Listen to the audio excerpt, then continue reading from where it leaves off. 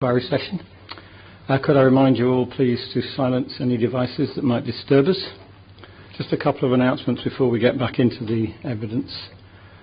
The webcast is still not live. We're having some replacement equipment is on its way, and we hope that we'll be live by Monday. We've also updated the case overview on the DPEA website. And we intend to do so every day of sitting. I think that's also that the order of witnesses has now been confirmed, the change in the order for the appellants, and that's on the website. Just a reminder that we must be out of this room by 5 p.m. today, so we will finish at 4, or at a convenient point just before 4. And the room downstairs is available for storage of anything you want to leave here over the weekend.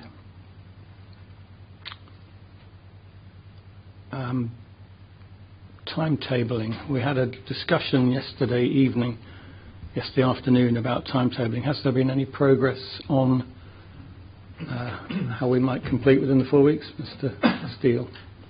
Sir, I think little progress in the 4 weeks, but in terms of the bigger picture of the 5 weeks, I can confirm that our witnesses for the economic session would be available as required during the 5th week.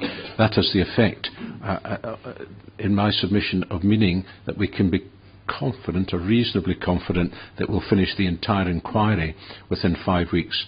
My prediction at the moment is that some of session 1 will spill into the week allocated, I think it's the 15th of October, allocated for economic issues. But from our point of view, that does not create a complication. Whether my learned friend, Mr. Malcolm, wishes to speak about the earliest date for his evidence, we've had a brief discussion about that this morning, if you wish to raise timetabling issues now, sir. Can I just ask you first, if matters were to slip further, would your witnesses be available in would be the 6th week? In truth, I hadn't been that pessimistic, and I hadn't asked that question. Well, we know how things have gone. The short answer is... Can I leave that question hanging? I don't know the answer to that, and I will check that immediately. We'll come back to it. Mr. Thompson. Yes, sir.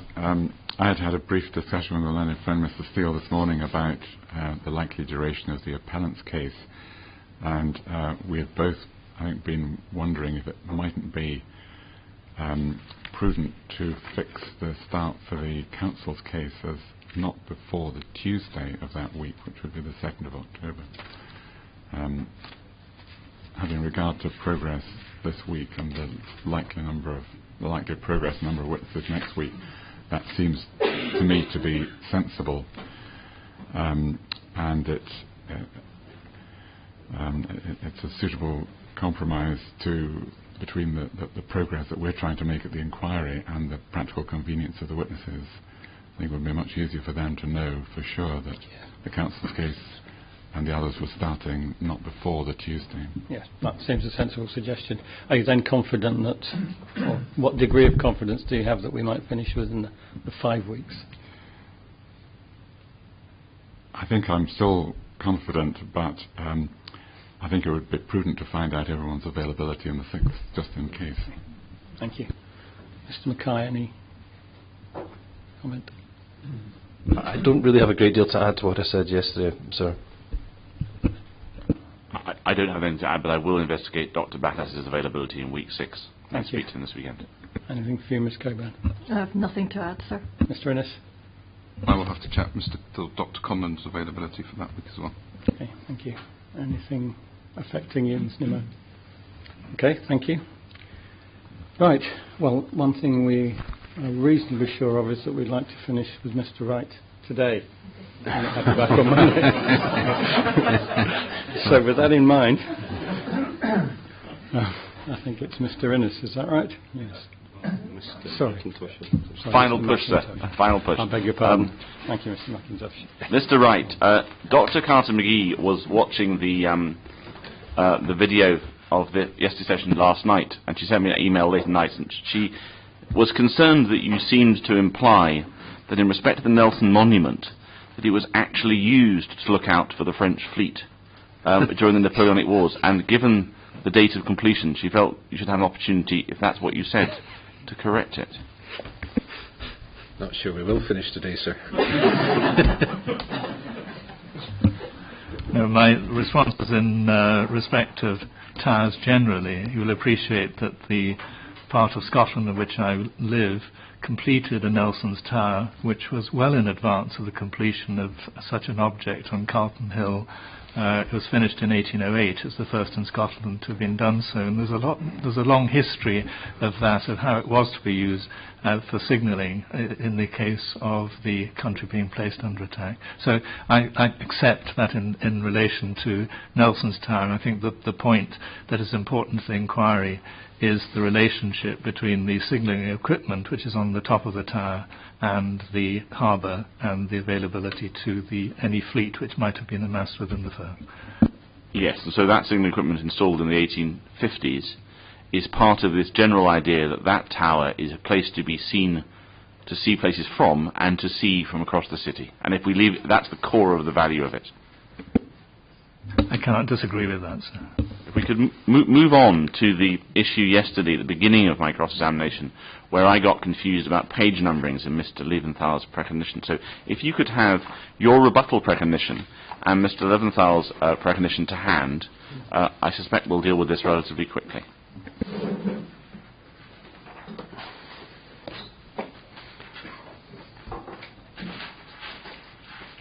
The section in your precognition that you're looking at is rebuttal is page 10, and it's the paragraph that you have named P6, 4.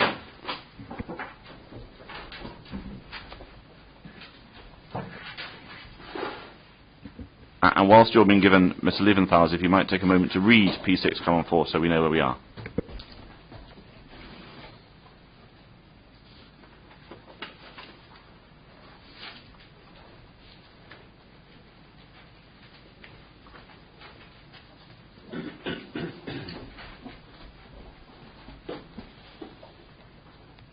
Yes, I have that information. Yeah. Do you have Mr. Leventhal's recognition yet?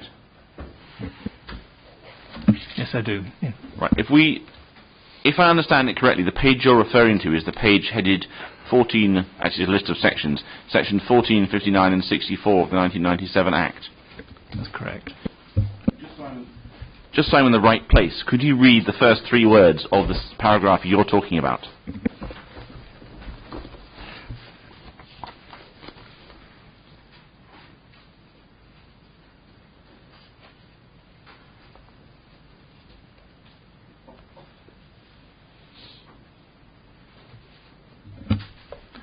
The opponents have sought to argue is the paragraph that I'm referring to. Thank you. So, if I understand your position correctly, your position is that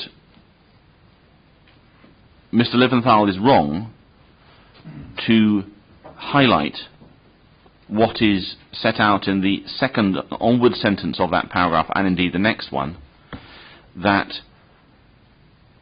the style of hotel, or the name of the operator, or their manner of operating, and how compelling that is, should not be considered, is not a relevant planning matter. Is that the thing you're disagreeing with? No, it is not, sir. Well, could you explain what you are disagreeing with, because I need to deal with it? It was really in relationship to the paragraph 3.48 and the connection that is being made with that within that sentence. So is it simply that you're observing what may well indeed be correct, that there should probably be a reference in that sentence to paragraphs 3.41, 3.42 and 3.47 of HEPS as well? Yes, I'm relating the response to that connection to the HESPs more than to the point that is raised here. And I'm sure Mr. Leventhal can deal with that in his evidence. I won't take you any further to that.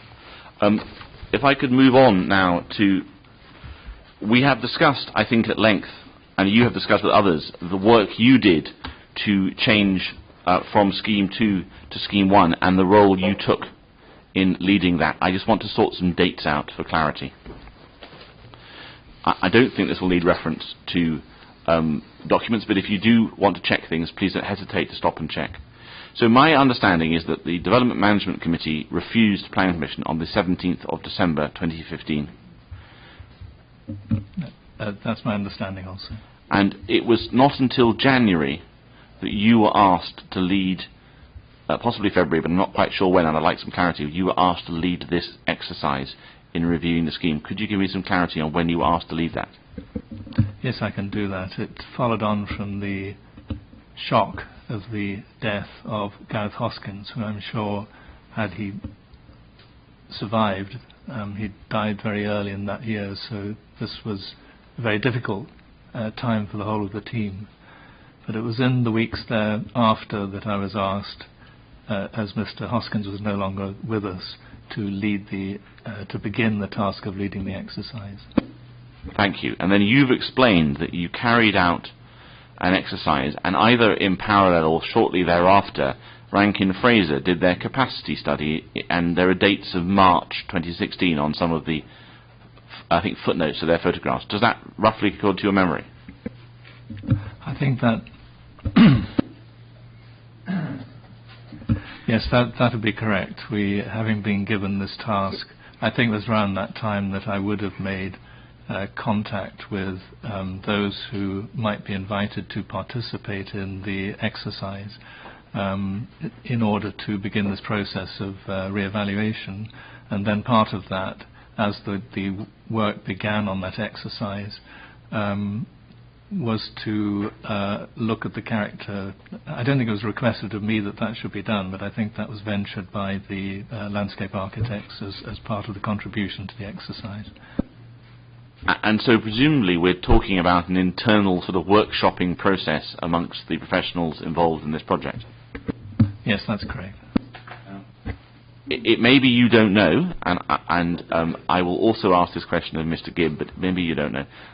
When do you feel that the conclusion was reached that the changes that needed to be made to the Western Pavilion to, as it were, reduce its height and mass, and slightly slightly increase the Eastern, but I'll argue about that later, but certainly change the Western Pavilion? When did that all crystallise and become a decision with a capital D? I don't think it was ever a decision as such. I think the lead from all of this, is reflecting on the discussion that went on at the planning hearing, and then hearing the outcome of the planning hearing and the degree to which that's reflected in the reasons for refusal. That was really the starting point. So it began as an exercise to just start the process of looking at the extent to which, and part of that starting point, it wasn't just a question of reducing the scale and the massing, it was also taking into account very firmly the reduction in the number of interventions to the fabric of the building. And one of those matters, as you'll understand, was to try and retain the boundary walls at the west end of the site. It seemed to be that was quite an important issue which would help with the matter of reducing scale and impact. And taking that decision, it was then a question of beginning the exercise of looking at those questions of volume and massing. So it was, even by the time we had the first meeting with the other stakeholders who were invited to participate, who agreed to participate in the exercise, it was still an iterative process. There was no fixed solution at that time. It continued to evolve throughout that process, and that was the purpose of the workshops, that it should do that. Final question on this is, you, I think, explained in evidence that when you started that process, you were told not to take account of the economic costs of the change, and that was, I think, to Mr. Mackay. Do you know of the time when the conversations began to be had in the team about the economic cost and the operational effect of the changes? When was that? During that process, there was no discussion at all of that matter. It wasn't even on the agenda. It was to try and broker a solution. That was the hope that might come out of that exercise, with which one might find some sort of level of agreement.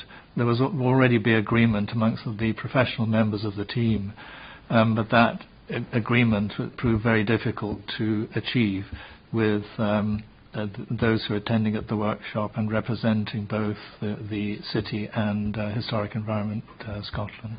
Thank you. I think I'll move on, if you don't mind, to the topic of loss of the status of a World Heritage Site. Now, you've dealt with this in your inquiry report, paragraph 610. If you could get that to hand, I will just turn to it in front of me as well.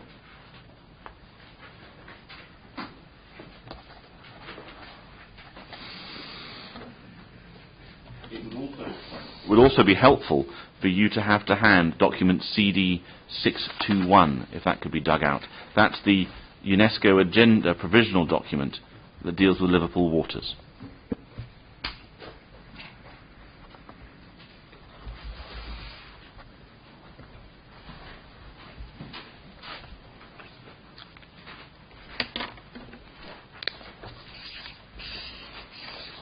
Now, in 610, you 610 and 611 of your inquiry report on page 47, you seem to be saying that the idea that World Heritage Site designation might be lost is perhaps exaggerated. Is that a sort of fair reading of what you're saying in 610 and 611? It was my understanding at that time, given when the paper was produced. I think it is the case that some decisions on that may have been taken after the date when the inquiry report was prepared. Well, the thing I wanted to ask you about was simply, are you aware, I don't want to go through it in great detail, I'm sure the reporters can read from page 43 of CD 621 and, in a sense, see where Liverpool got into some trouble. And it's a very different planning situation from this one, but it is in the World Heritage Site. Are you aware of what has been going on in respect to Liverpool in the broadest sense? I think only in the broadest sense what I've been able to pick up from reading professional media and other publications. And you obviously have been taken, I won't go back to them because I think that would waste time. You are aware of the 3 letters that were put to you by Mr. Mackay, 2 from ICAROS and 1 from UNESCO. I think that was 2 days ago. Yes, I recall that. So would you accept that it does appear that ICAROS and UNESCO are at the very least on our case and are paying close attention to this issue? I would accept that, and it was my knowledge from the correspondence that I'd seen in relation to this particular case that was most certainly the case that was happening. On that basis, there does not seem to be any way, it doesn't seem reasonable to say that our worries, that are those that I act for, that our World Heritage designation might be a risk, are without foundation. The police are looking in our direction, and it would do good to behave ourselves when they're doing so. Is that not a fair reading of the situation? I think it would be, yes. And finally, I want to turn on to one final topic, and that is EW1, which is the letter from the Lord Provost on the best ways of spoiling the beauties of Edinburgh.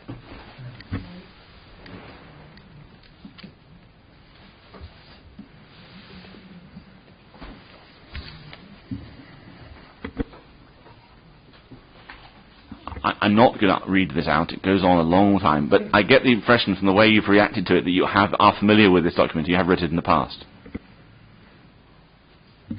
I'm aware of it, sir, but I can't say that I have read every page. Well, I have, and I'm not sure I'm going to do it again, but the point I would want to get across is simply this. Would you accept, I'm going to take you through 4 propositions, and I'm very happy if you answer no, because it's an interesting response, but they really all suggest they should have a yes or no answer. Would you accept that one of the things that is being said in this letter is that the City of Edinburgh provosts and magistrates have a civic duty, in modern terms, to exercise planning judgment and think about the future of their city? Yes, I would wholly agree with that, yes. And would you accept that that exercise of planning judgment has been carried out, for better or worse, by the Development Management Committee twice now? I cannot disagree with that. And you disagree with their conclusions, don't you? Well, as a professional involved in the field, I'm entitled to do that and to form an opinion in terms of it does then begin to have an implication on, particularly at the end of the first process, referring again to those reasons for refusal, as to how any revised scheme might be constructed to go. So it does take into account all of those matters, and in particular the words that are repeated consistently throughout the reasons for refusal of scale. I think a scale, volume and massing or something like that are the particular words that are referred to. Would you also accept that the Development Quality Management Committee that decided refuse Scheme 1 was comprised of different individuals elected on a different mandate than the one in Scheme 2? Yes, absolutely. And so ultimately, it's a democratic decision which will now be carried out with a democratic decision by Scottish ministers? Yes, I have no... I wholly agree with that, yes. I'll just check there's nothing else that arises, but that may well be the end. Thank you very much, Mr. Wright. Thank you for your patience with me. Thank you, Mrs. McIntosh. Right, where was I? Oh yes, Mr. Ennis.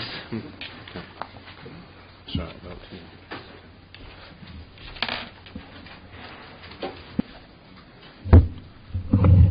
thank you, sir. Good morning, Mr. Wright. In terms of documentation for this first session, could you have document A39, please, which is your inquiry report. You will need CD199, which is part 3 of your heritage impact assessment in relation to project number 2, and CD596, which is Mr. Van Grieken's visualizations.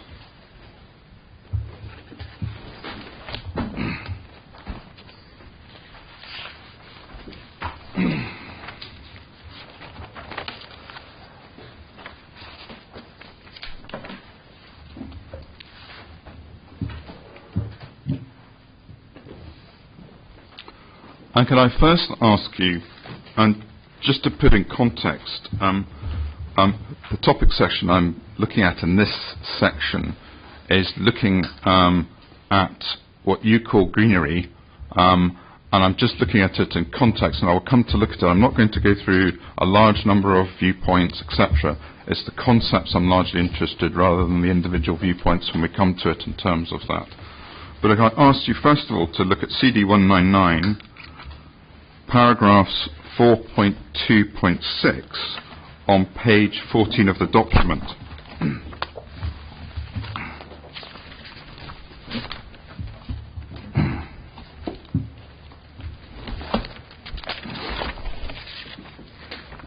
Yes, I have that. Yeah, and that's a context of preliminary guidance, and underneath it there's footnote 2. Would it be fair to say that to some extent you believed at that time that potentially too much emphasis was being placed on what you describe as greenery?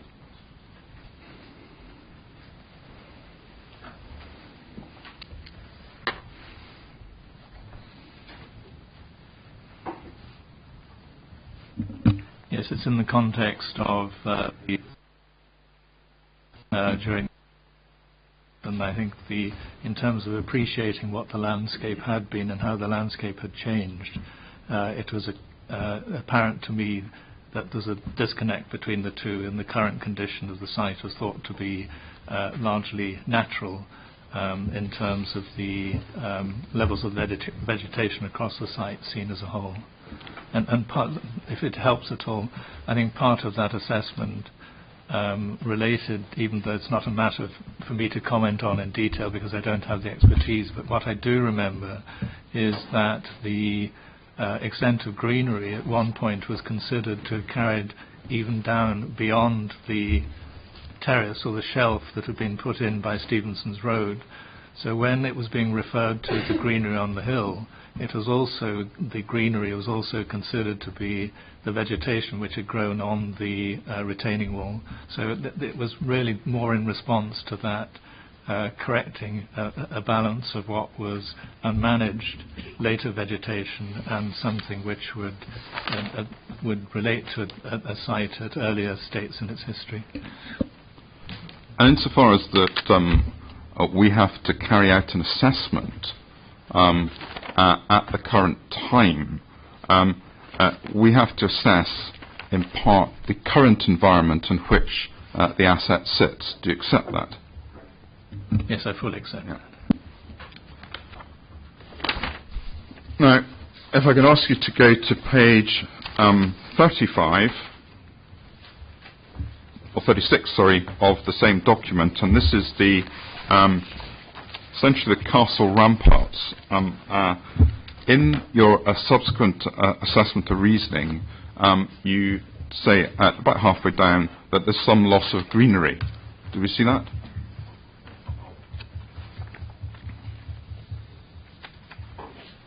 Yes, I see that. Yeah.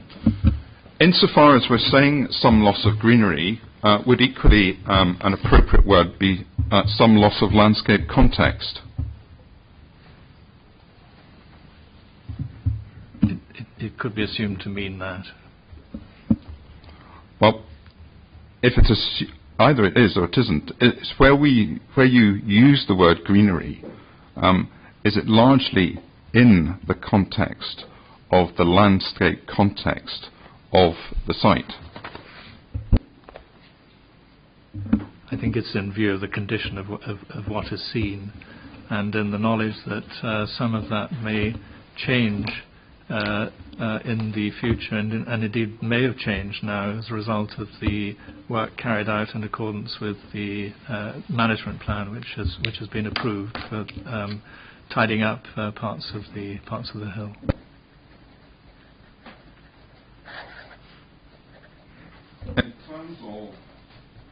But for example, as I said, I don't want to do a photo by photo analysis, but in page 40 of the document, which is on 3C, it is largely the same effect of loss of landscape fabric as seen from the castle, but just from a slightly different view. Would that be fair? Yes, it's a slightly closer view, but it is much more. It's less elevated at this point. But in the context of your reasoning, the word loss of greenery does not occur. I mean, have you systematically analysed the landscape context in relation to each of the findings in terms of your reasoning? Yes, I have, using the knowledge of the site, which is encompassed in Part 1 of the Heritage Statement. Those values or levels of understanding are then carried through to each of the images.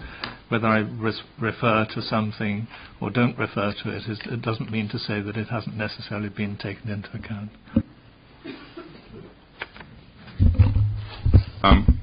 So we just have to assume it's been taken into account, and if it's not, do we just assume it is? Is that how it works? It is really what is seen within that view, and the degree to which it becomes an element of that view when seen from that particular viewpoint. I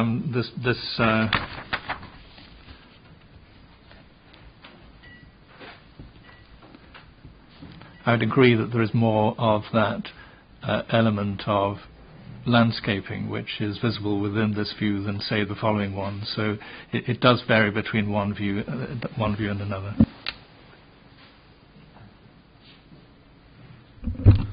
And in the context of landscape context, can we agree, given the various OUV references to Calton Hill and its scenic qualities, etc., that any loss of landscape context relative to the Royal High School is a negative?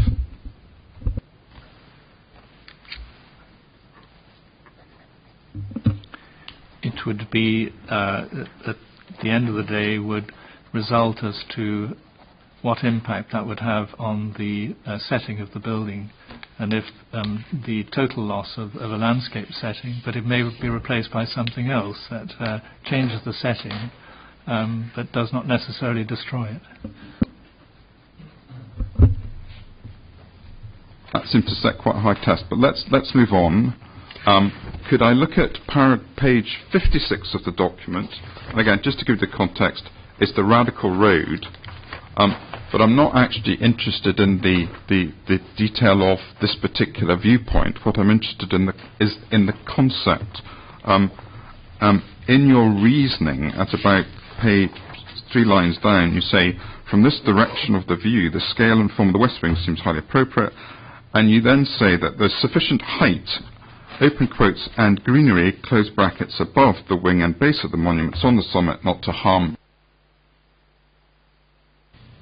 Do you see that? Would you accept that as built development, essentially we've got lateral loss and vertical loss, as the buildings start to ascend up Carlton Hill, that there is an erosion of the landscape context? Would you accept that? Yes, I'd accept that, and that is taken account in the various assessments. And it does differ between schemes 1 and 2, and that will have been taken into account.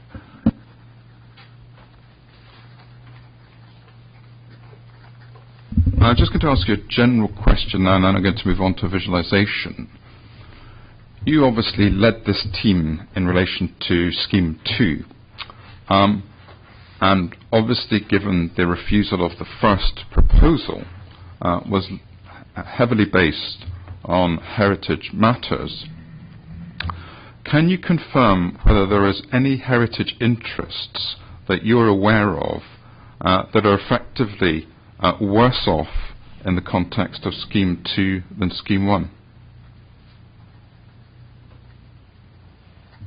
In other words, Scheme 2 would have a greater impact on heritage aspects than Scheme 1 would have done. No, I'm not aware of any as such. It was part of that programme to try and ensure that we mitigated any damage with Scheme 2 when compared with Scheme 1. Thank you. And I want to look at Mr. Van Grieken's image and at CD 596.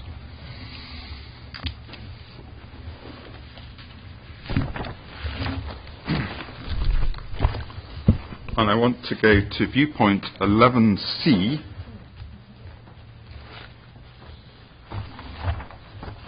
O2.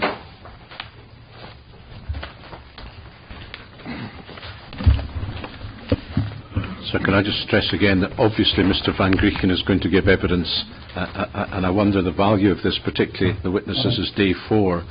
It's entirely a matter for you if you're finding this helpful, but I would simply say Mr. Van Grieken is the expert on his own document. Yeah, I'd like to hear the question first.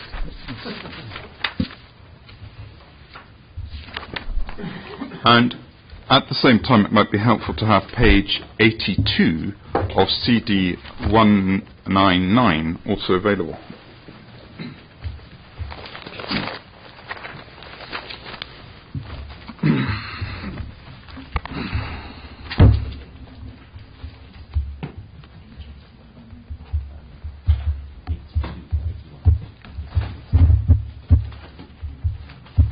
Sorry, sir, could you give me the page reference for that? Yeah, for, I think for it's CD 199. page 82 of CD 199.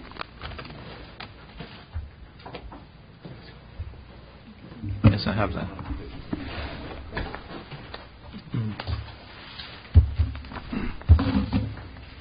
No.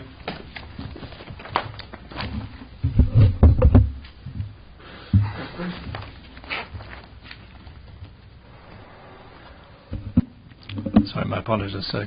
Could you give me the image reference? Sorry, the image Mr. reference Van Grieken's number document. is 11C02.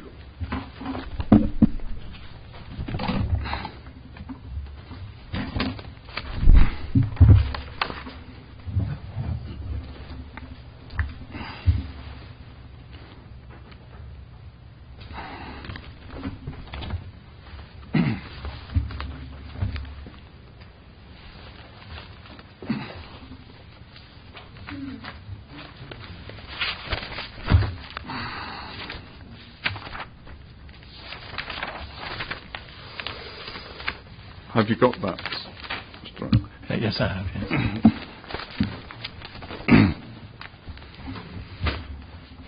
And in the context of what we see here, we've got obviously Holyrood Palace and essentially parts of the old town in the foreground, with effectively Carlton Hill and the new town in the background. Is that right?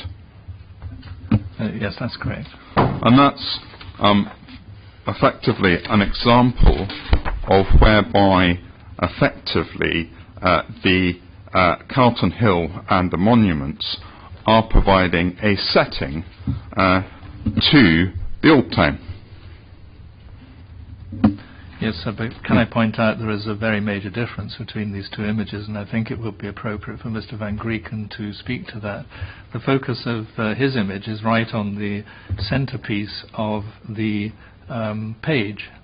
The focus of the image that I am addressing on page 81 is very clearly focused on the right-hand side of the image, and I don't think it even includes Holyrood Palace. So I would suggest the inquiry that it's unfair to be asking me to then comment on this image in the context of the one that I have provided the assessment upon. Well, let's just be clear. Mr. Van Grieken's images have been available since May 2018. I'm going to ask you a question. Have you never seen them before? I have seen some of them, but not all of them. Okay. My understanding, sir, is that they're produced as landscape visual guidance in terms of the technical matters that are addressed under the particular regulations of the environmental statement. What I'm addressing here in my evidence is a heritage impact assessment, and the views that have been set for a very long time with the City of Edinburgh Council are reflected in this document. And I think there is a very material difference, because had I been looking at this document, then my assessment of the view would have been different. And what we're talking about and what you're asking me to comment on is my reasoning, which is set out in this document, which is essentially my evidence. Yeah. So can I just indicate this, that the witness who has answered every question put to him so far has for the first time said, and this is a very professional witness, he regards this line as unfair. And in these circumstances, I do wonder whether it is appropriate for Mr. Innes to continue pressing questions about Mr. Van Grieken's work. Well, perhaps we could move on, if at all, and we'll see where we get to. Because I don't think there's a huge issue about the image. Yeah, can you explain, excuse me, why we need to look at Mr. Van Grieken's image as part of this? The reason why we're looking at Mr. Van Grieken's image is that I cannot and don't have a good quality image from the appellants. They never circulated hard copies of their own material. This is the one version of the document that was circulated in hard copy. So as far as I'm concerned, it's the only version that I can work from. I mean, I've got printouts from the others, but they're really low quality and low quality resolution. I'm not making a big point, but the answer I've just had to the question raises an issue for me with the way in which the assessment has been undertaken on OUV, and I'm perfectly entitled to question now how Mr. Wright has gone about his assessment if he's worried about a view because it's got a wider context. And perhaps it can help clarify matters, and if that does get clarified, and I will then focus in using this material only on the image and the extent of image that is in Mr. Wright's document, page 81. I'm not trying to make a play or a point about a wider issue in the context of this. Okay, carry on, please. Yeah. Carry on, please. Can I just understand this, Mr. Wright? You look at the image which you've correctly identified in your view 11C, page 81. And you then say, and I think there's a lot of evidence that you've given over many days about saying this huge professional knowledge comes into play about your knowledge of the sites and everything else. So it's not just the image that's coming into play, there's other things as well, isn't there? Yes, that's correct, yes. So when you did your assessment, I presume you went to all the viewpoints as well? I think, as I've said in my evidence, I did much more than that. Yeah. And looked at many more viewpoints in order to understand the site. So while you may have been given a viewpoint and went with the material, you were also aware of the wider context in which that viewpoint sat. Yes, indeed, and I would have compared it with other views, and part of the description which is here is in making that comparison in order to provide the reasoning for it. No. What I want to focus in on is the relationships that are visible on the top of Carlton Hill in this viewpoint. So if you want to fold over and not discuss anything to the left, I'm dealing with exactly the same part of image as page 81 in your heritage statement. Yes?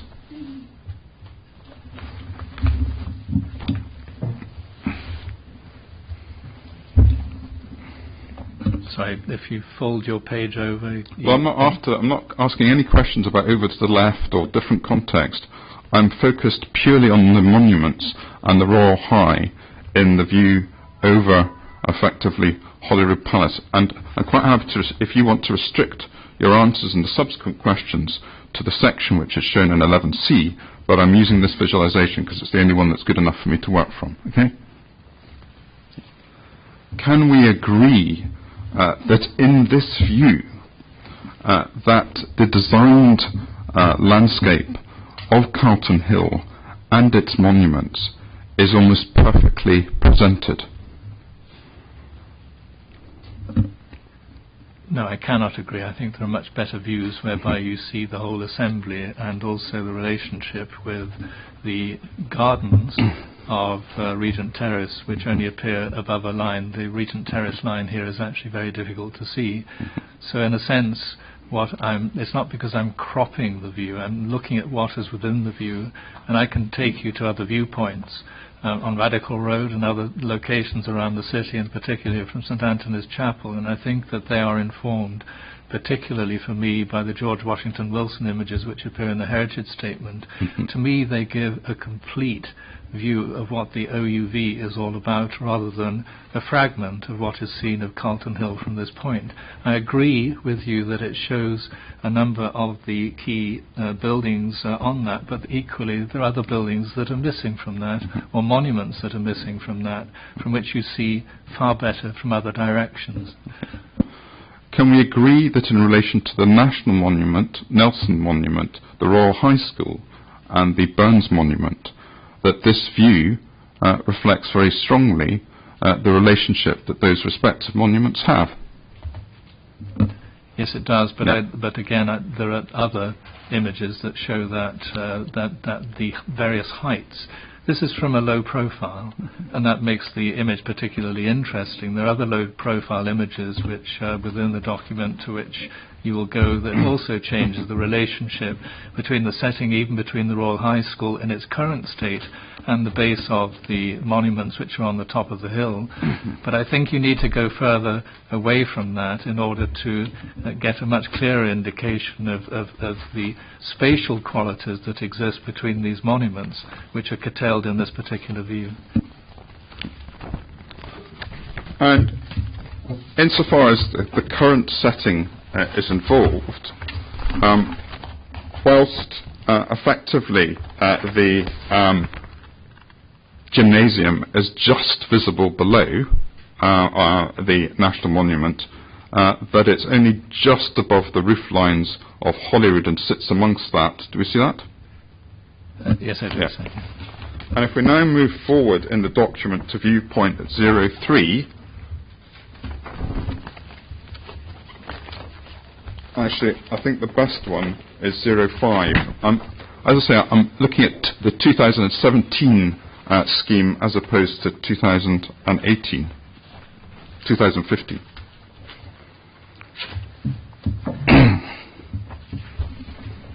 Viewpoint 5 does not exist, sir. 11C05. No?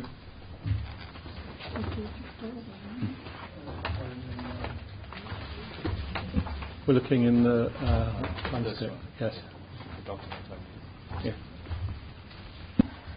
I think that's just perfectly illustrated the point.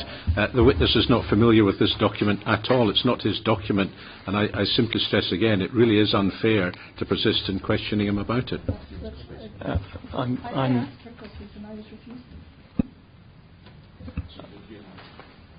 I asked if we were going to be provided with hard copies of these visualisations to which Mr. Wright is referring, and I was told no. So the only hard copy visualisations that we can look at in order to assess them properly are Mr. Van Grieken's. I'm taking Mr. Innes at his word that these are to assist with what we're looking at rather than an examination of Mr. Van Grieken's document.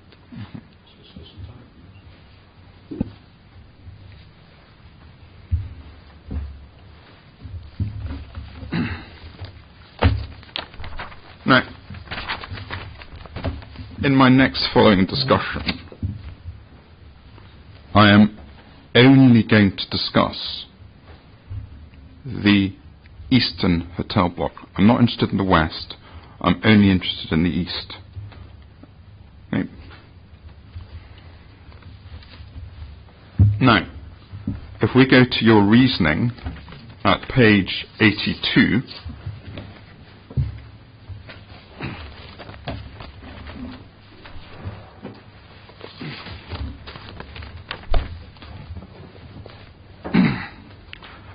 do we see that effectively you articulate the line that the two wings do not read together? Do we see that? Yes, I do, yeah.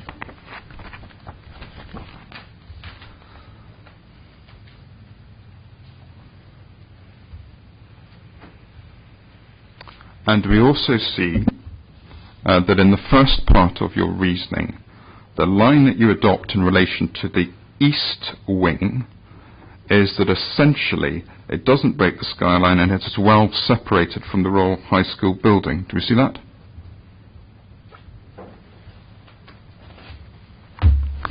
Yes, I see that. Yeah. And just following on two further matters. In the original design of the Hamilton site, can we agree that there was no intention of building any building where the current east wing is proposed in this scheme? Yes, I agree with that. Yeah. Can we also potentially agree that in the context of this particular view, that it is hard to discern that effectively this is part of a scheme necessarily associated with the Royal High School?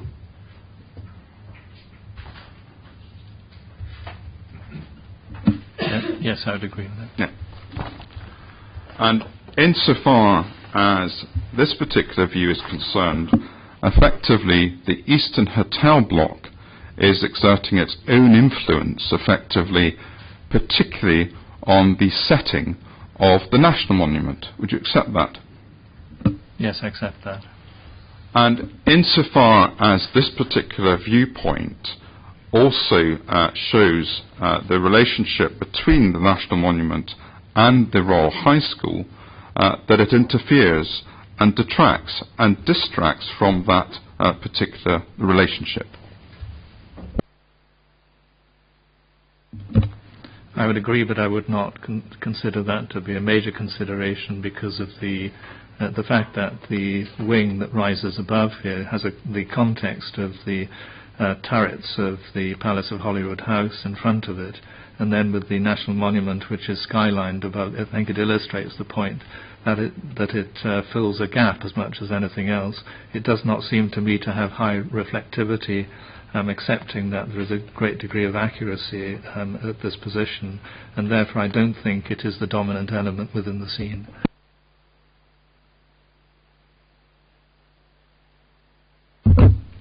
About a concept. Are you familiar with the concept of a photobomb?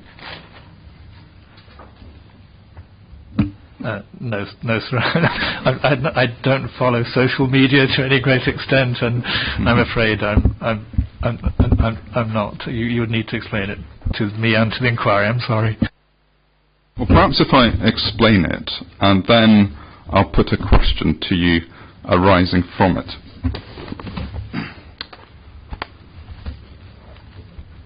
Perhaps if I start off, we use a hypothetical scenario.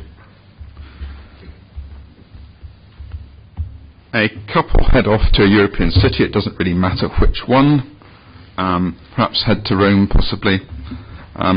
They go to a tourist site, it could be the Colosseum, but perhaps, given it's a couple, they perhaps go to the Trevi Fountain. Okay? They're at the Trevi Fountain, they're wanted to take a photograph, and obviously, being a modern young couple, they have their own selfie stick. So they take a photograph of themselves using their selfie stick with the Trevi Fountain in the background. So have we got that so far? Understand the concept. But there are a young group of Italian teenagers sitting on the steps who think it would be funny to get into the background of their photograph and do so. The couple don't realise what has happened. They come back to the UK, and effectively when they download the holiday snaps, they come to their treasured picture of the Trevi Fountain, and thereupon they find that as opposed to being seen with the background of the Trevi Fountain, they have some Italian teenagers making hand gestures behind their heads. Now, you've got that, have you? I have, and I'm very grateful to you for the explanation, because now when I look at social media, I will have some understanding of what the term means in that respect. So that is a photobomb. Now, in terms of their picture, the picture was perfectly good of the couple. It was perfectly good of the Trevi Fountain. And the reason why they deleted it was the distraction of the hands that appeared behind the head. Do you see that concept? I get that concept. Okay. Yeah. And luckily, actually, the good thing is photobomb is now a defined term. So if I give you a definition and then ask you a question, and it can be a verb, which is the activity of the photobombing, that's the Italian teenagers, or it can be a noun. And it's a photograph either of a person or a thing that has been spoiled by the unexpected appearance of an unintended subject in the camera's field of view. And I know you like definitions, so does that help further, Mr. Wright? Yes, it helps further with the definition and understanding. Thank Good. you. So let's bring this back to this picture, because I'm going to put to you that the Eastern Hotel Wing, firstly, was never intended to be developed there, and you know that because we've accepted that there was no intentions. Equally, you've identified that it doesn't sit alongside other development, and therefore it's quite unexpected in terms of where it sits. So it meets both the definitions of both being unexpected and unintended. And the final twist is probably in the third element, that this effectively provides a distraction to the setting of both the National Monument and also the Royal High School and that relationship. Do we see that? I do see that, sir, but also I see, by going back a couple of images to viewpoint 11C02, if I could direct the inquiry towards that, I think that is the starting point as to what is seen within the view at the moment. And I think it might have been more appropriate to take me at that point and then take me through the iterations of how the scheme appears in relation to that particular. That is the starting point that I have in terms of assessing the image. And I think you would agree with me that what is within that particular image is also a building that was not intended by Hamilton to be within the East Playground of his design. And it is a building which also has an impact on the setting of the National Monument. It is also a building which, as I now understand the term, photobombs the skyline of Holyrood House, of the Palace of Holyrood House. And I would have thought that within this image, what it is you're looking at primarily is Holyrood House is the interest, and you're also looking at the skyline, which is the thing that the eye picks up. Now, looking at the intervention of that building, and I again point you to 11C02, you will see a point that I've made in other evidence to the inquiry, that this building does not match even the colours of the buildings around in this particular light. And we talked about light and how that affects the form and massing of buildings and how they appear, and there's been great discussion of that in terms of reflectivity, light conditions that may be different, the sort of conditions that you look at when you look at something from a low viewpoint and something from a high viewpoint, and when this changes from times of year. So we're looking at this at a time which is during the winter months, when the maximum visibility is also seen, when perhaps it is unlikely that there would be an Italian couple taking the photograph in this particular view, because the tree in front of Holyrood House would be in full bloom and you would not see necessarily the image on the hill. And part of that prominence of the gymnasium block, about which I've been going on at great length, of having qualities that people don't seem to recognise, is also the fact the stone cleaning that has happened to the surface. It was never the right colour to start off with, and now it has a prominence that comes out of that, which gives it an orange appearance which does not match harmoniously within the scheme. I'm sorry if I go on at length, but I hope that explains the sort of matters that I take into account when making judgments on the impact of the scheme on the surrounding buildings and the setting in which we are looking at Carlton Hill. No, Mr. Wright, I'm absolutely delighted that we have a consensus that both the existing gymnasium and your proposal constitute a cultural heritage photobomb. So we're agreed. Thank you. We are agreed on that. Thank you.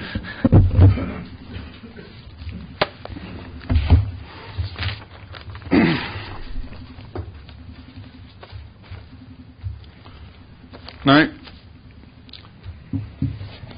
if I had a pound for every time a witness from the appellants mentioned a retaining wall or the Belvedere Tower, I think I would be doing quite well, wouldn't I, Mr. Wright? I wish I was doing as well. What I want to do is, first of all, in terms of your involvement with the project, were you able to influence things like the landscape treatment and design?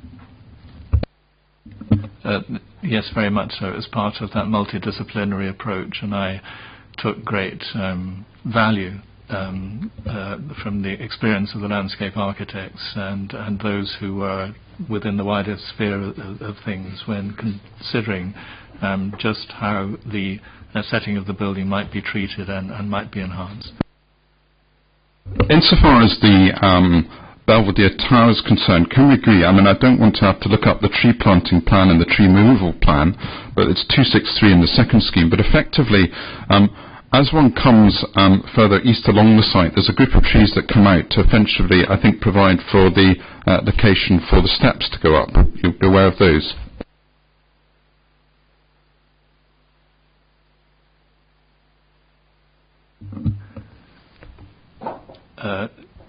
So you need to just...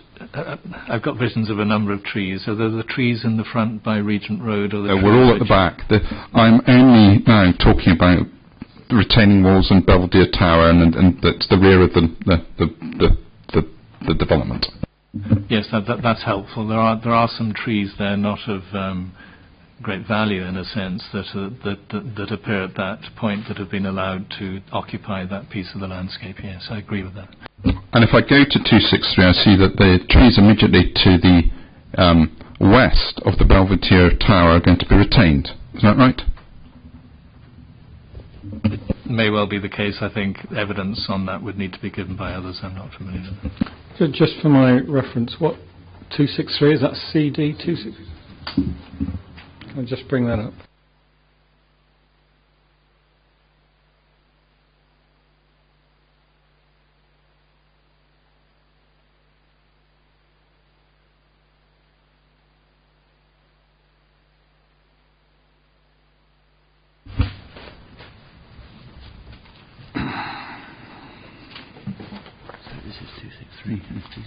Are we finished with Mr. Van Grieken's? Across the... Yes, I'm going to cross something. I'll get a section.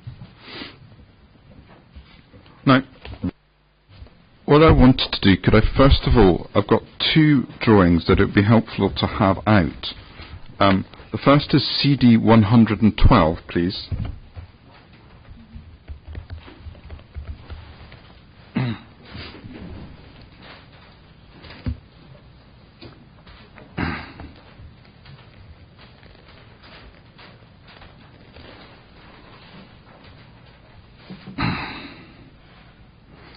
And also CD 228.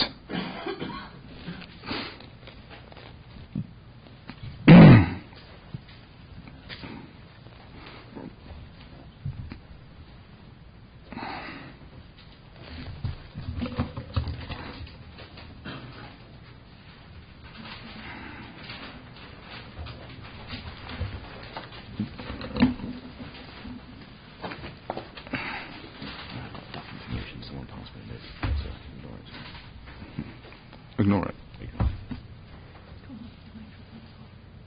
So, these are effectively the ground floor layout plans for Scheme 1 and Scheme 2. Could we look first of all at Scheme 1, which is CD 112? Have you got that?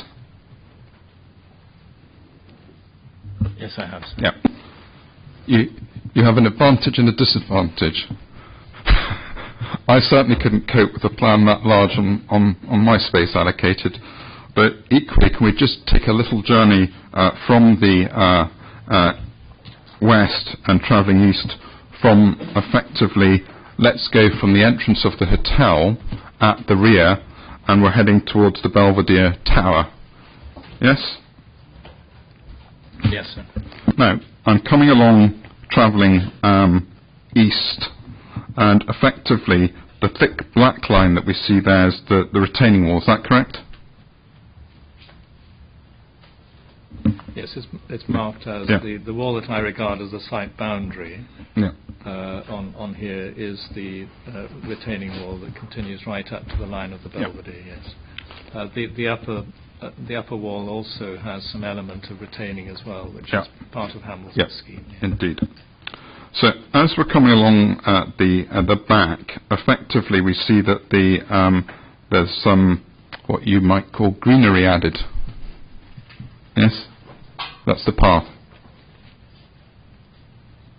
Yes, the path that is cut. We're still travelling east, and would it be towards the end of the hotel before we really got sight of the Belvedere Tower? Would that be correct? Yes, you'd see it from within the site. You'd see it from the bedrooms within the wings, obviously, but you would have to stand either. You'll see it, you'll glimpse it. You'll do nothing more than glimpse it between the end of the east wing and the beginning, number 1 Regent Terrace. And if I was coming up the other way, because there appears to be some sort of path, is there, or is there not? Is that really to the south of the Belvedere Tower in Scheme 1? So if you're coming on to the south, is that a continuous path right round or not? I don't know. Okay. I would read it from the drawing, but I'm not the author of the plan. It's the landscape architect's drawing, you have to admit.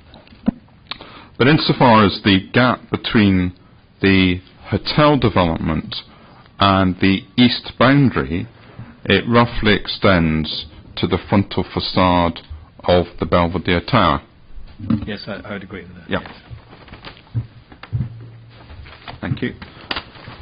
If we now look at CD 228, which is the Scheme 2,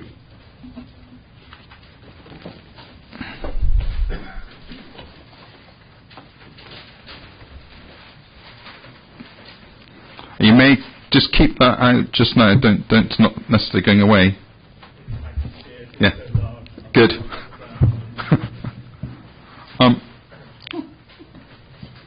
We're adopting a similar trip, and in this context, in this development proposal, effectively again, I'm likely to see the Belvedere Tower towards that that on the footpath, fairly close to it because of that intervening greenery. But the difference between this scheme and the Scheme 1 is that effectively the development has moved further east, hasn't it? Yes, that's correct. I am obviously working off a computer, and therefore it's not very, and I think I'm advised not to scale matters, but would it be an approximation of approximately half a Belvedere Tower? Would that be about right? That would be correct. Yeah. So, in that context, effectively the difference between Scheme 1 and Scheme 2 is that actually in Scheme 2 the development has offered a much lesser setting to the Belvedere Tower than in terms of Scheme 1.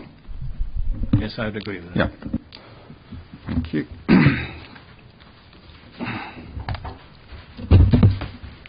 And let's be absolutely clear. Mr. Wright, one of my client's criticisms of the material that has been produced, and we have made it absolutely consistently, is that there is a lack of visualizations of this the eastern side from various viewpoints to understand what it would look like. So therefore, it's quite hard to envision exactly what this is going to look like. But in terms of either proposal, by the time I'm at the footpath walking along,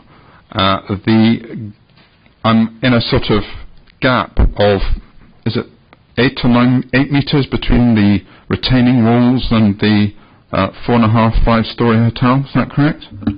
I'm sorry, I have no idea. I'm not the author of the drawings. There is a gap, and evidence on that will be given to the inquiry, I'm sure, if he's asked by Mr. Gibb, if I can suggest that. Does Scheme 2, and we can see the shape of Scheme 2 in CD 228, rather than going along in the relatively straight line in terms of the bedrooms, about halfway, well, 2/5 of the way along, it takes a slight diversion further north, doesn't it? It becomes angled slightly further north, doesn't it? Yes, it follows more closely the line of the boundary wall, which is curving right across the whole of the site. So the extent of the experience enjoyed on this trip is between a large retaining wall and the back of the hotel. Is that correct? Yes, that's correct. Yes. Mm-hmm.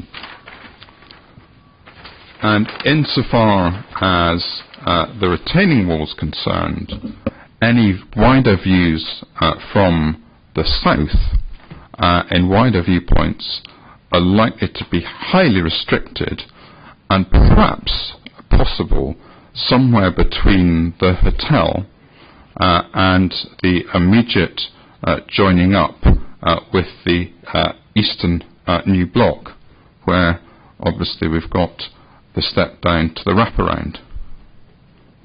That's correct. Yeah. That's correct. Yes. Yeah. So would you agree that there's no meaningful wider visual connection to the south, either for the Belvedere Tower or the retaining wall? No, I've always maintained that and understood it, because the photographs to which I have made a number of references during the course of the evidence given to the inquiry, and for ease of locating them. No, sorry, this isn't being facetious. I mean, it is to assist the reporters in that. The George Washington Wilson images are on pages 55 and 58. That's sort of in my brain as there's a sort of reference that have to be looked at.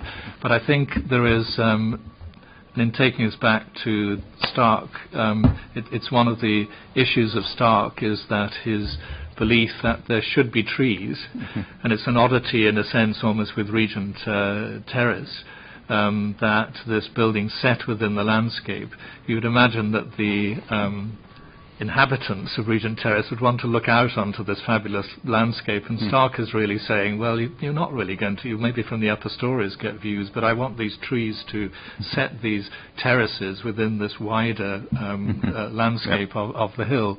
That's part of his concept. And equally, that's why the trees which are in front of the Belvedere have grown to maturity and will continue to be there, I would imagine, in perpetuity, because it is part of Start's program. Okay. So they will always be there, so there will always be a restricted view of the Belvedere compared with those early images. Yeah. And insofar as the sections that are potentially relevant in looking at those, I don't propose to go there, but CD236 and CD248 are perhaps helpful in looking in Scheme 2 in looking at the sections and how they relate to the Belvedere Tower and the new development. We're trying to make progress. I don't think it's of such importance. We need to get them out. I think we've got the point. In terms of your advice, obviously one of the or part of the proposals is to effectively, to the east of the hotel, cut into the retaining wall. Yes, that's correct, yes. So instead of walking about 100 yards, which I think 100 metres, 100 metres to the west to join the effectively the walkway up, the proposal is that the hotel, you could walk 50 metres to your right and to the east, and get access to the hill. Is that correct? Yes, that's correct, yes. So in the context of fabric, isn't that really a quite unnecessary intervention? No, I think it's looking at the other aspects of the benefits that flow from that. And I think it takes us back to the concept of the Block 10 development brief that was set in 2008, I think it might have been, or thereabouts, as part of the overall assessment. And it really takes me back to the point that where one can understand perhaps rather more clearly where on Princess Street with very solid blocks of building and in terms of the permeability, certainly that can be achieved through department store and so forth, by even there's a change of level between the pavement on Princess Street and on the Mews Lanes and so on. But here it's the same principle, and that was something that the City of Edinburgh Council was quite keen to, and I think the developers were as keen too, to ensure that there would be permeability through this site. And in the way that this will be carried out, I don't see it as being something which would then be a major disadvantage. I can see that it could even enhance that and the experience of moving through the site, rather than being something which should be avoided simply because it is an intervention in itself. But purely from a cultural heritage perspective, you have waxed lyrical about the value of this retaining wall, and yet it seems that fairly easily you've rolled over to allow the other interests to say, we'd quite like to cut a hole in this. And it's cutting a hole just to the west of where there's actually a sort of marker in it, and then you can go back to it. Doesn't that still exist? By the marker, do you mean the pier at high Yes. level that is the junction between Yes. the horizontal line of the railings and the beginning of the high point of the retaining wall? Yes. Yes, that's correct. And it's just to the west of that the cut happens, yes? Yes, that's my understanding. Thank you.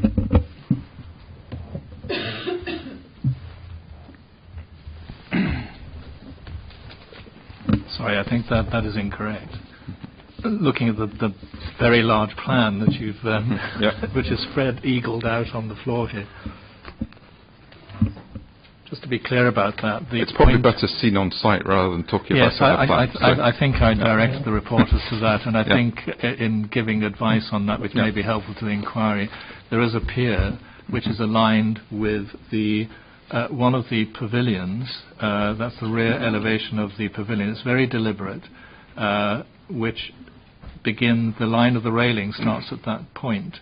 And I think I would direct the reporters to look at the relationship between those piers and the railings and the Hamilton building, because they are aligned. So I agree with you there that this is That is a key point on that retaining wall that relates the wall to the building. Do you mean the wing, not the pavilion? Yes, sorry, we're all guilty of using pavilions and wings in the same way. Trying to visualise it, know where to go. You're Okay. right it correctly, sir. I mean the north elevation of the east wing. And you'll see in my heritage statement, if you need some guidance on that, there is a plan which is drawn by Hamilton in 1848, which is part of the Tombs School publication, which shows very clearly the relationship that was intended. And if you look at the retaining wall to the rear of that plan, it's very much a line drawing. You'll see the position of both of those piers and the length of railing, which I think will confirm that it was a deliberate part of the plan to relate those two elements to one another. Thank you. Thank you. If you were inclined to have a break, this would be the perfect one. And before, if you're looking at a document for the next, it's CD 563, which is the design and access statement for the RHSPT scheme. Thank you, Mr. Innes. Just confirm that number. CD 563. Thank you. We'll break until 11:30.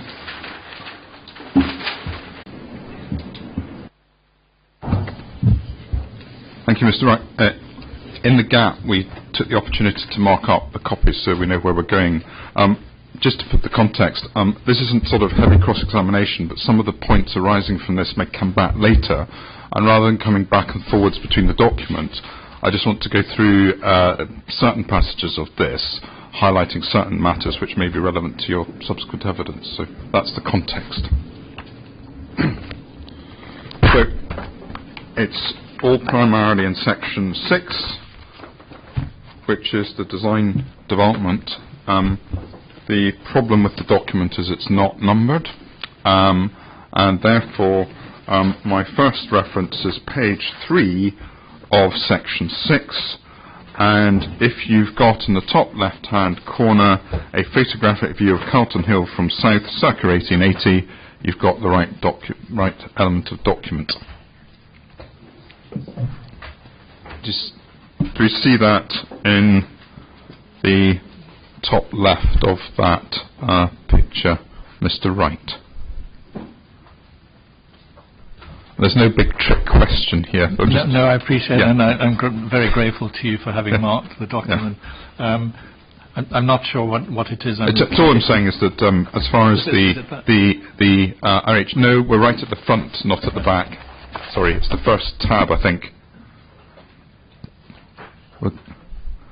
Top left, we see a photographic view of Carlton Hill from circa 1880, with the visibility of the Belvedere Tower and the retaining wall. Yes, I see that. So in terms of the architects designing the RHSPT scheme, they were aware of that particular concept, and we'll see what happened afterwards. But so that's that. If we move forward 2 pages onto page 5.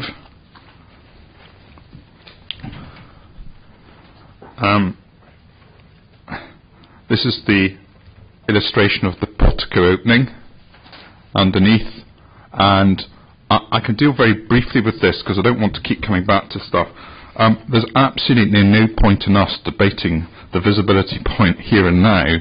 That can only be done on going back to the site inspection and redoing it with some care. Would you agree? Yes, so at some stage I think it may be helpful to the inquiry to know, this may come out in other evidence for the inquiry, but is the appearance of the beams that hold that up would be... Yeah, and that's the debate, and we isn't it, and you say it is. And we could play a pantomime game, but it doesn't really help the reporters. So we've got your point, and we're agreed that probably site inspection is the way to deal with that. Yes, but it is a matter of the impact of, of the beam, which, unless that is apparent from the documents that are in front of us, I think the reporters will need to know exactly what the level of impact is. Thank you. And on that page, do we see under the third paragraph that the authors of the design and access statement say, examining Hamilton staircases, we observed that the upper flights of the staircase from the street level to the central terrace have already been replaced at some point with concrete treads. So it does appear that they've been able to have some access and knowledge to be able to find that. Yes? Yes, I would assume. Yeah.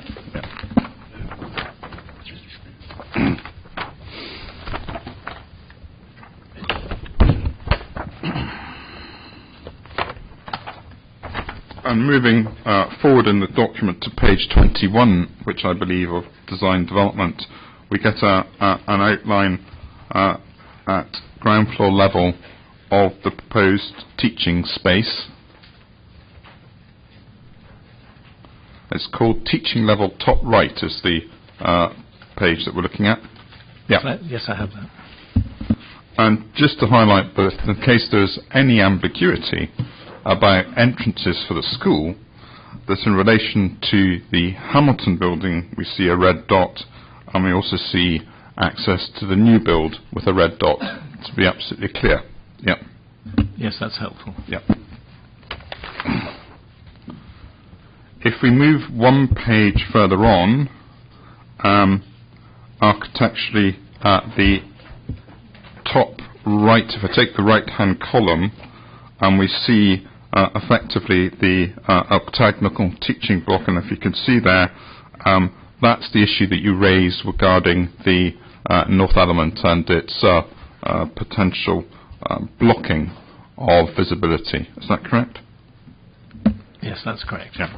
And if we move one page further forward, we get the experience drawn up by the architects in another way, just to illustrate it in more detail, those relationships. Yes, that's helpful to see. Now, insofar as we're looking at other matters, I think if we go to page 25, please. And this is heading a perspective view looking over the secure East Playground and Belvedere from the Regent's Terrace gable. Do we see that? Yes, I have that. Yeah. And as with many of these drawings, I suspect this is an architect's drawing, i.e. what it's demonstrating is it's trying to show you how the area functions, rather than being really, in many respects, an assessment tool. Would you agree with that? But it helps us explain things. I'm sorry, we are not following which drawing we're at now. Okay, we're at a drawing, I think it's page 25 pages in, and it's called Perspective View, looking over the security playground. It. Thank you. Yeah. Thank you. It appears to possibly have doves in the sky. I don't know if your version has. No? I think there could be ravens looking at them, or possibly seagulls by their colour. Yeah, but in terms of our discussion that we're going to have subsequently, one of the issues that you have raised is, and we'll come on to look at it, but just to highlight the treatment of the southern east playground and the way in which it's effectively built up upon the existing wall with glass and then effectively railings put on top. Yes? Yes, that's correct, and I see that, and it's also helpful to give an indication that there would be changes proposed to the Belvedere of which I had no knowledge hitherto. Yeah. And insofar as the retaining wall and Belvedere are concerned, that would appear that in the context of this proposal, that it is truly revealed and forms an integral part of the project design. Would you accept that? I think you'd have to accept my evidence that it is only partially revealed. It's revealed for the extent to which is shown on this drawing at the what would appear to be half the length of the eastern playground. So where it is not revealed is beyond that, and in terms of the images we looked at earlier, where it would be completely concealed by the development. But insofar as it's incorporated within the development, it's almost a design feature, isn't it? Yes, I accept that. Now, you also raised the spectre of, obviously there's other aspects of the retaining wall, and I would have to say and accept that probably that will only be appreciated by earwigs, but that's the consequence of this design, isn't it? I am an earwig, so I have to look into these matters in order to deal with the impact on the historic environment matters that really are a consideration for this inquiry.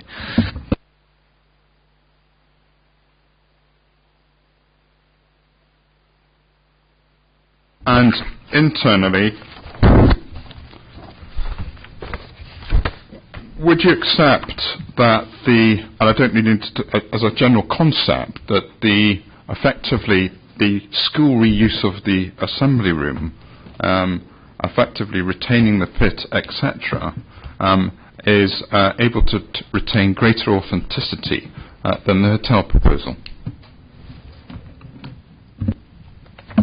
Is subject to the condition which I think has been attached to the consent, because that arose from the Simpson and Brown, who prepared the conservation plan, misunderstanding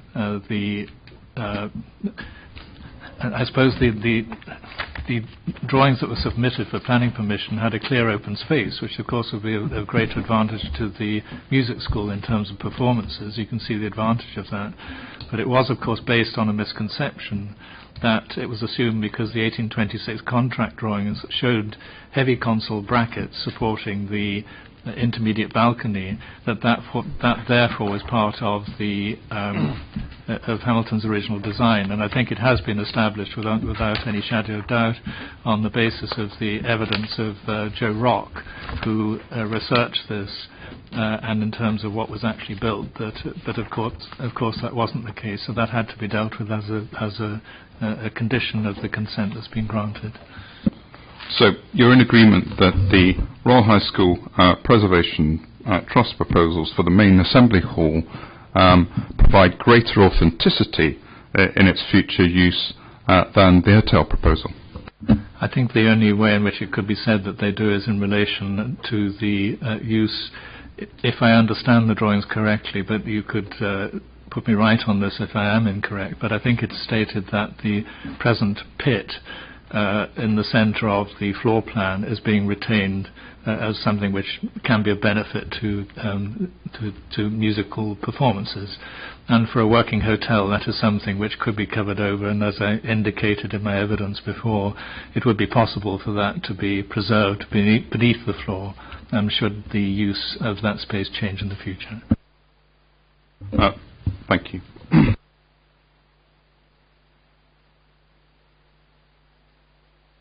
If we can now move on to A39, which is your inquiry report, please.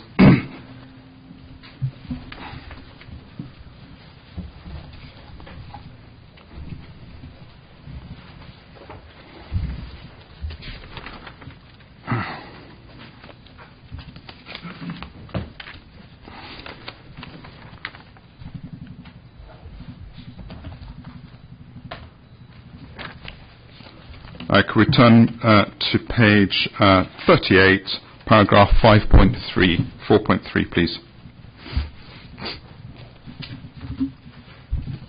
Yes, I have that. Yep.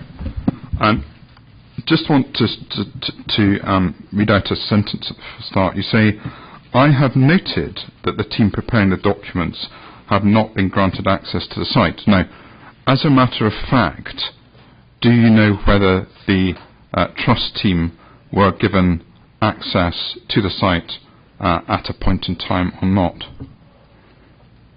I'm taking at face value the words that are included in documents such as the conservation plan, which confirms that those preparing that document had no access to the site. And because the understanding of the site is really the primary part of my evidence of that understanding the building, then that was really why I highlighted that point. Were you aware that the trust did get access to the site, but subsequently it no longer got access to the site? Are you aware of that circumstance? You've been a team member. You know that happened, Mr. Wright. No, I have no knowledge of that. Are you aware whether your clients or any agents of your clients communicated with the council in respect of any access being granted by my clients to the building? I have no knowledge of that. Okay. Equally, in terms of knowledge, are you aware of the knowledge that Simpson and Brown did have of the building from prior work that they had undertaken at the building? I think that is clear from the documentation that was submitted, that it was some years earlier, you may correct me on this, and it was perhaps to do with evaluating the condition of the building, was it not? I'm trying to rack my memory as to what I might have seen in among the application documents that were lodged. And equally, other team members such as David Narrow Associates may well have had access to the building as well. Yes, I'm aware from David Narrow is both a colleague and a friend, and discussions do take place in sort of private in cars, going to railway stations and things like that. And I was aware that as a former pupil of the school, that also at some stage in the past he may have had access to the site. Yes. Perhaps if it helps the inquiry, the nature of the work that was carried out by Simpson and Brown may be relevant to understanding the history of the site. If the instruction they've been given was to do a fabric survey or look at matters to do with repair, that isn't quite the same as looking at all parts of the building in terms of understanding its history. Thank you. Now, moving on at 5.46, we have obviously a difference of view about the utility and appropriateness of taking access underneath the portico. I'm not going to cross-examine you on what goes on behind the facade, because I'm not cross-examining every witness, and I know you've passed, in essence, that on. But I do have a number of questions about matters that arise from that, because the person that you passed it on to has obviously not been a member of the team for as long as you have. So I want to take you back to a time, probably late 2016, early 2017, when the team were preparing to submit application 2. Do you recall that period? It's one of the many periods, the thresholds in the project, yes I do. And part of that process is that along with all the other material that you were submitting, as part of the planning statement CD-186, you and others provided what were, I think, euphemistically called critiques of my client's then proposals in terms of what you said about them. Is that correct? Yes, that's correct. And in that critique, and I don't want to go back over, we've moved on, but in that critique you make reference to the material produced by Arup, which was A6 of CD-186, the planning statement. Are you aware of who in Arup prepared the material which accompanied the planning statement? I have to say, in all honesty, I do not. There weren't any discussions with Arup which involved me on that matter. No discussions whatsoever? No, I saw drafts of, but it just came from Arup, so I can't say that there's any individual within the organisation who is leading the exercise, because I honestly don't know. Who in the project team given evidence would know that matter? I would imagine that the planning consultant, in the overview of the project, would be able to provide evidence to the inquiry on that matter. Okay, so it was then lodged and responded to. Were you aware and subject and party to discussions about the accuracy of the material that had been submitted by Arup along with the planning statement? As As I indicated earlier, I saw drafts of that report, and I may have commented on aspects of it that they might have related to technical matters or otherwise. Well, no, I'm talking about afterwards. After it was submitted, because there's further material submitted at a later date, between the submission of the planning application in February 2017 and June 2017, were there discussions which you were aware of about further consideration of the material which Arab had submitted and which had been responded to on behalf of my clients? I am aware that that information was being put together during that period, yes. Were you at team meetings where it was discussed? No, I wasn't. Again, during that period, are you aware in terms of who at Arab was involved in the preparation of that material? No, I think if I had been, I would have given that answer in relation to the earlier question you had put to me. So we then reach a period in post-June 2017 and the run-up to this inquiry. Have you been in discussions with Arab? Not at all. And have there been discussions which you have been present at where the material produced by Arab was discussed? No, none whatsoever. None? No.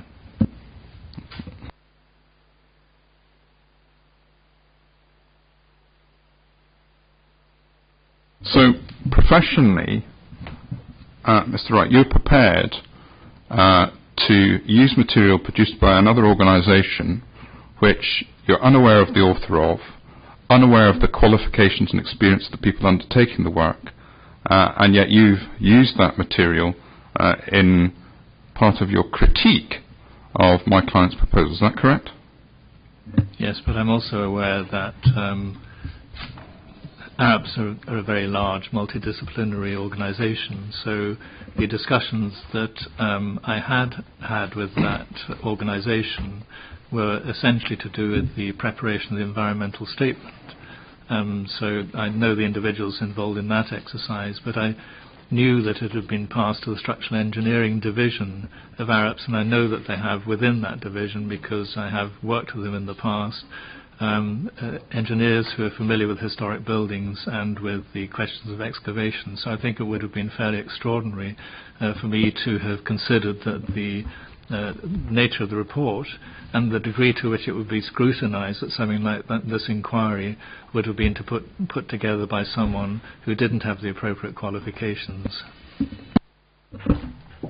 But you don't know? No, I do not know.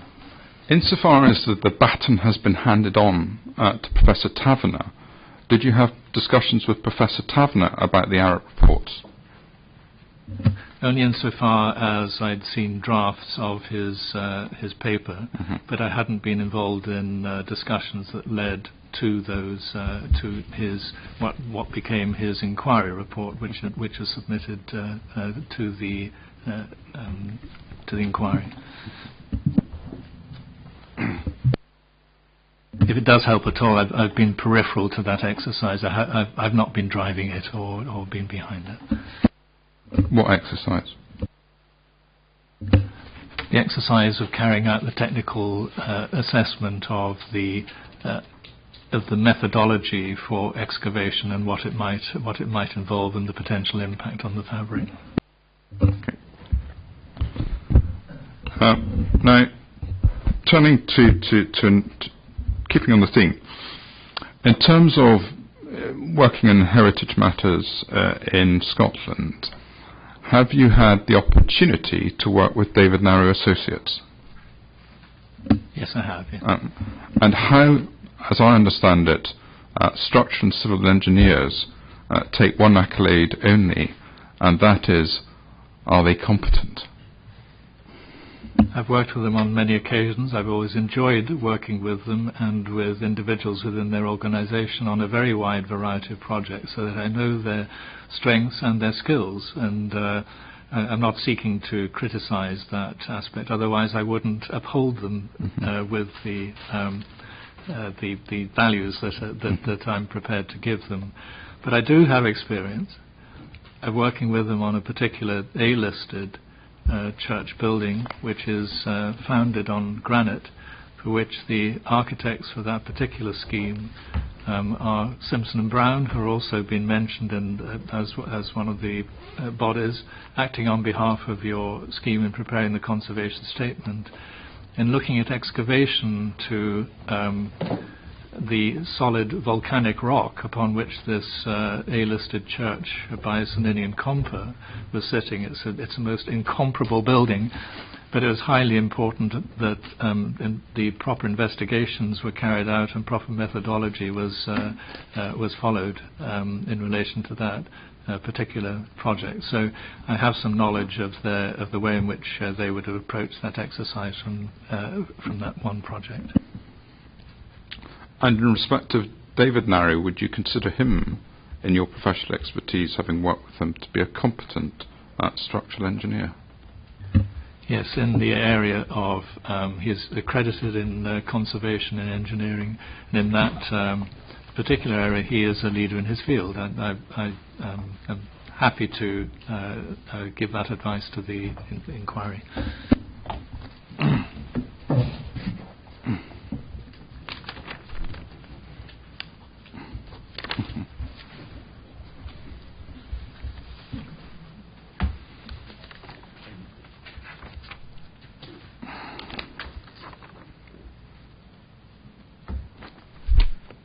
Right, I want to just look at 5.4.9, please.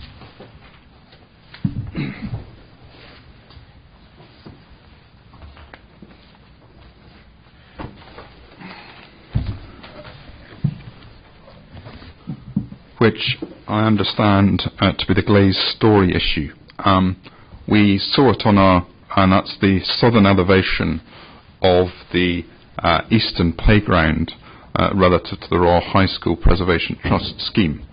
Can I ask you to have a document available which is it's a core document, and it's CD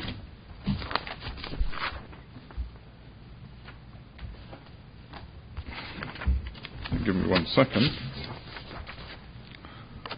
684, please.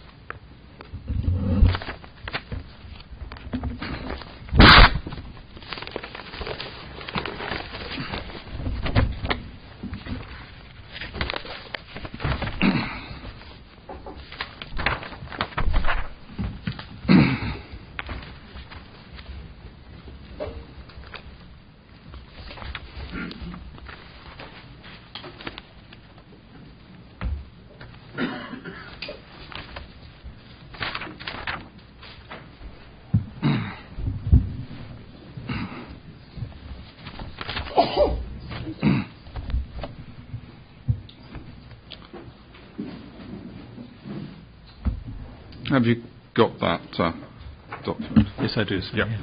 And the top figure, 7.26b, is the existing view showing the effectively the gymnasium. Do you see that?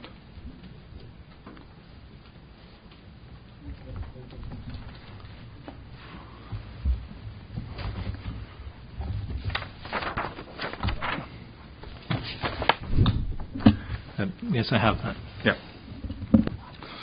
And the visualizations of the RHSPT scheme are figure 7.26C, and then in accordance with guidance we then move to a more zoomed in picture in 7.26D. Do you see that? Yes, I have that. Yeah. And insofar as this view is concerned, we see effectively the very reduced level of building that occurs as a consequence of the RHSP proposals compared to existing. Do we see?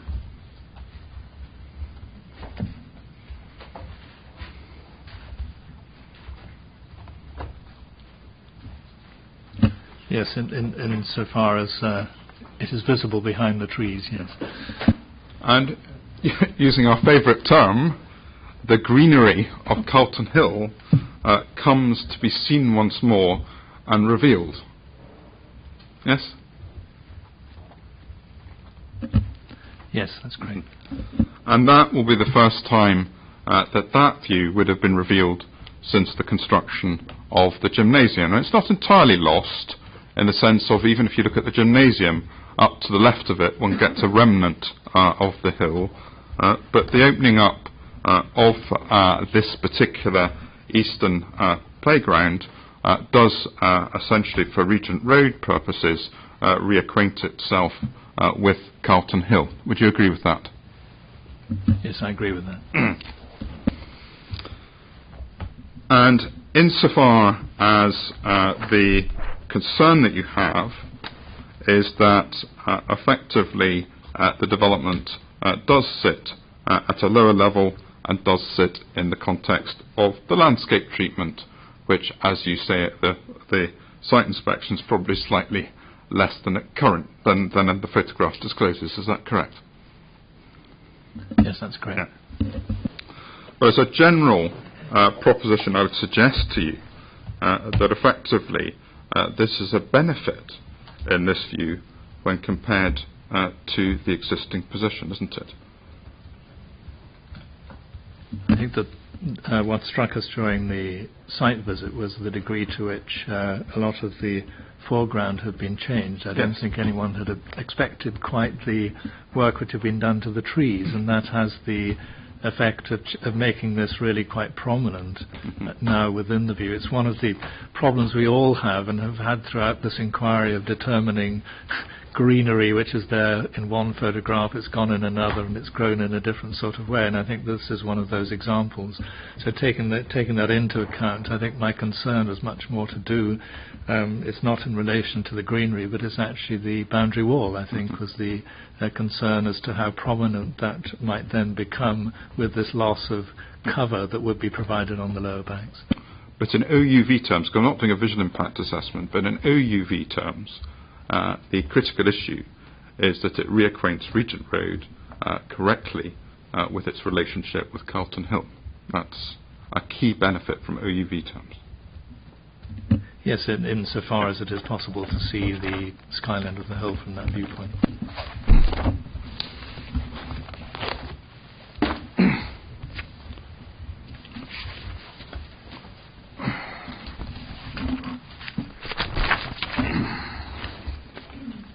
Now, can I ask you to go back to CD 199, please?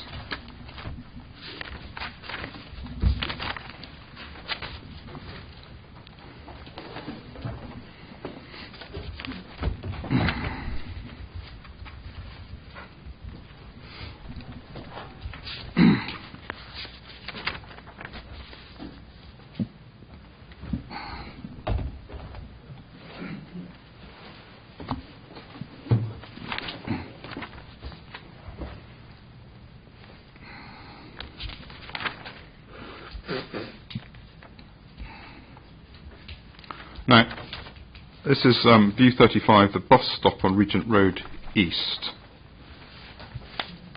And the reasoning, you've got that, have you, page 129?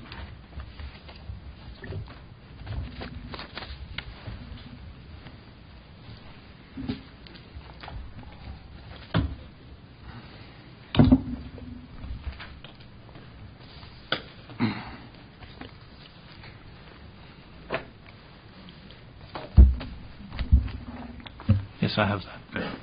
So, in the context of this particular viewpoint, you've acknowledged a moderate adverse impact, no doubt arising from the very high scale and bulk and massing of the proposed development in relation to that view, so large it couldn't even be captured in the visual image. Yes, I have made that assessment. And of course, if the value of the asset was assessed as more than low in this picture, because this is effectively showing a landscape treatment area between the Royal High School and Regent Terrace that we can see as beyond the landscaping, can't we? Sorry, could you repeat the this, observation? This is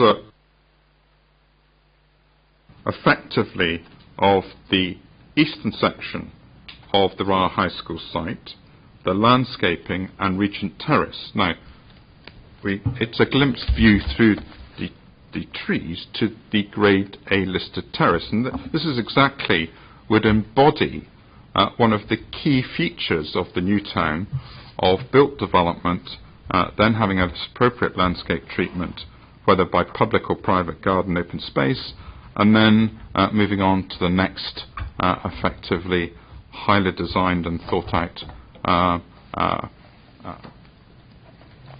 terrace. So on one view, in terms of new town value, this could be considered as a very important transition between the Royal High School and Regent Terrace, couldn't it? No, I don't agree that within the context of how these elements are seen with one another. This is, I think, as you indicated, very much a glimpse view. I think a fuller view of that would begin further back, in which you would then have appreciated that this view is clearly, one might say, has been chosen to show the maximum impact. It comes back to a discussion that may take place later in this inquiry in relation to the selection of viewpoints and how additional viewpoints came to be added to the list, in that this viewpoint you will not find in CD 049 for Scheme 2. It's something that has been introduced for Scheme 2. Now, I agree this isn't the time to have that discussion because it can take place. But I think to look at this in the context, one would step further back on, I don't want to say where I'm going on Regent Road or in the direction I'm looking, but if you come down in that sequence of views, what you'd appreciate first is not this view. This is a glimpse view of what you see. You've got the wide panorama ahead of you, and you've got Stevenson's wonderful broad road which is coming down. If you take away the coaches that are parked on the side of the road, let's imagine they're not there. This is 8 o'clock on a Sunday morning, you've gone for your perambulation. But what has opened up on the left is this very broad view, as Playfair had intended, of the long line of Regent Terrace, which then steps down the hill. That gives the context in which this particular scene is then selected. So that's why I give it relatively low value, because it is a glimpse view, and there is a much broader appreciation of that landscape setting of the crags of the old town of Holyrood Palace, of the graveyard beneath you, the Canongate Kirk, is all opening around you at this view. So if I give that background to it, it might give some extra.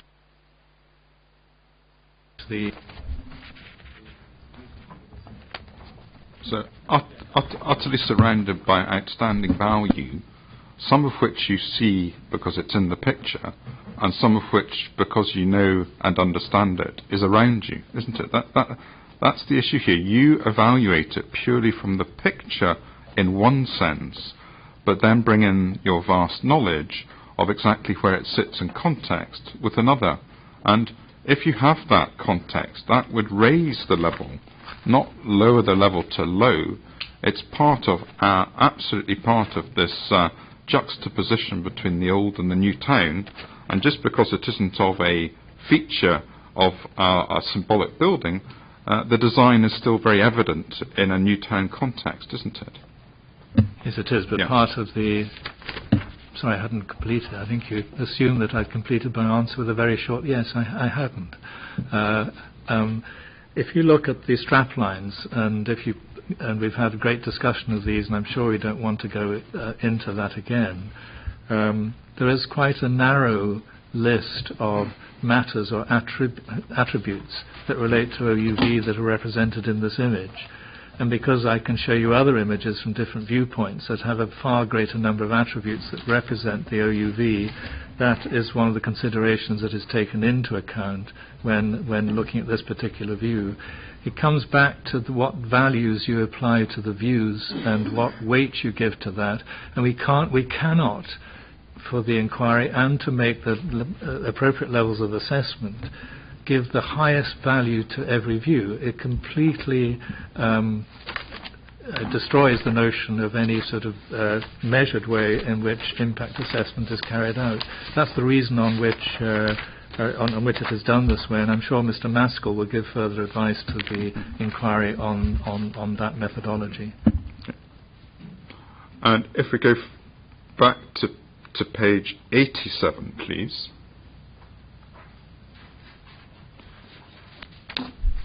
And that's essentially looking at the same or not dissimilar view, but slightly further along Regent Terrace to the east. Yes? Yes, I have that. Yeah. And in that view, I get outlines of the Royal High School through the trees. Yes? Yes, it's quite hard to know which but part I'm of the still building we're looking low. at. But in terms of the impact, I've moved from moderate adverse in 35 to negligible beneficial in 18C. And I have to say, looking at those two images and the similarity of outcome, it seems to be a fairly perverse judgment, is it not? It may be perverse in your view, but it isn't in mine. Okay. And that comes to it's the quality of the environment in the way that the building is adding value within that view. That is my professional opinion, and that is a view of the architectural quality of the scheme. And that is something that I have taken into account, rather than count the number of stories and the profile and the scale and the massing that goes with that. These are all considerations that then form my judgment as to how the bedroom wings may have an impact upon the wider scene. Because these are all views in which, in the no scheme world of no gymnasium, would have been related to Carlton Hill, because we've already seen that, having looked at the RHSPT scheme, is that the only reason you're reducing the OH analysis is because of the existing gymnasium, isn't it? No, it's not, sir. I think if you look at this particular image, I think you just suggested to the inquiry that there would be a particularly visible part of the upper slopes of Carlton Hill. This is a low view which is being taken here, and I do not believe necessarily that will be the case. I cannot say because I haven't got all the evidence, which would have to be done by three-dimensional modelling to establish whether you would in fact see that, or not. Can I ask you to go on to viewpoint 17, the Burns Monument, please? And as you allocate that the Burns Monument, in your view, is high value, yes?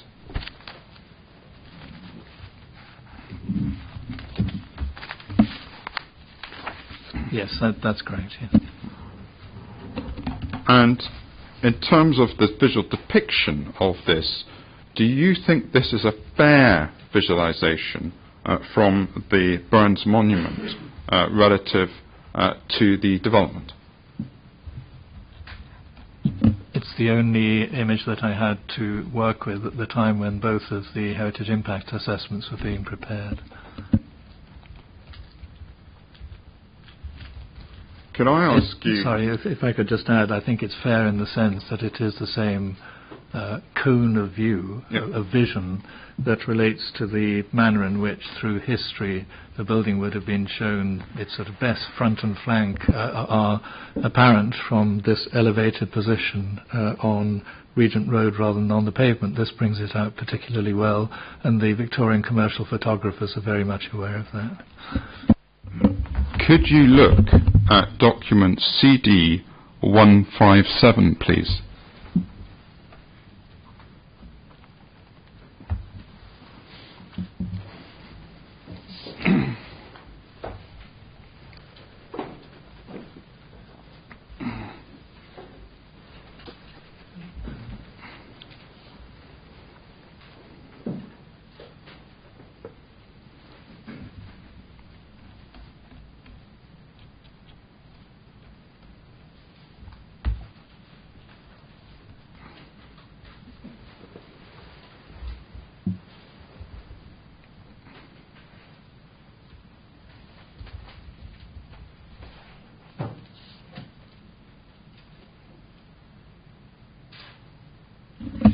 I have that. It's a series of Yeah, so if we go images, down yes. about 3 or 4, I get a visualization from Gareth Hopkins Architects of the Burns Monument view.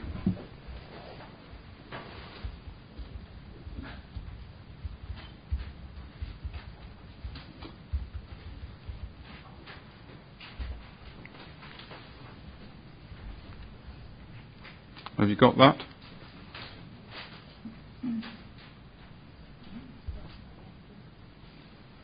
Yes, I have that, yes. Yeah. And it presents a rather different picture, doesn't it?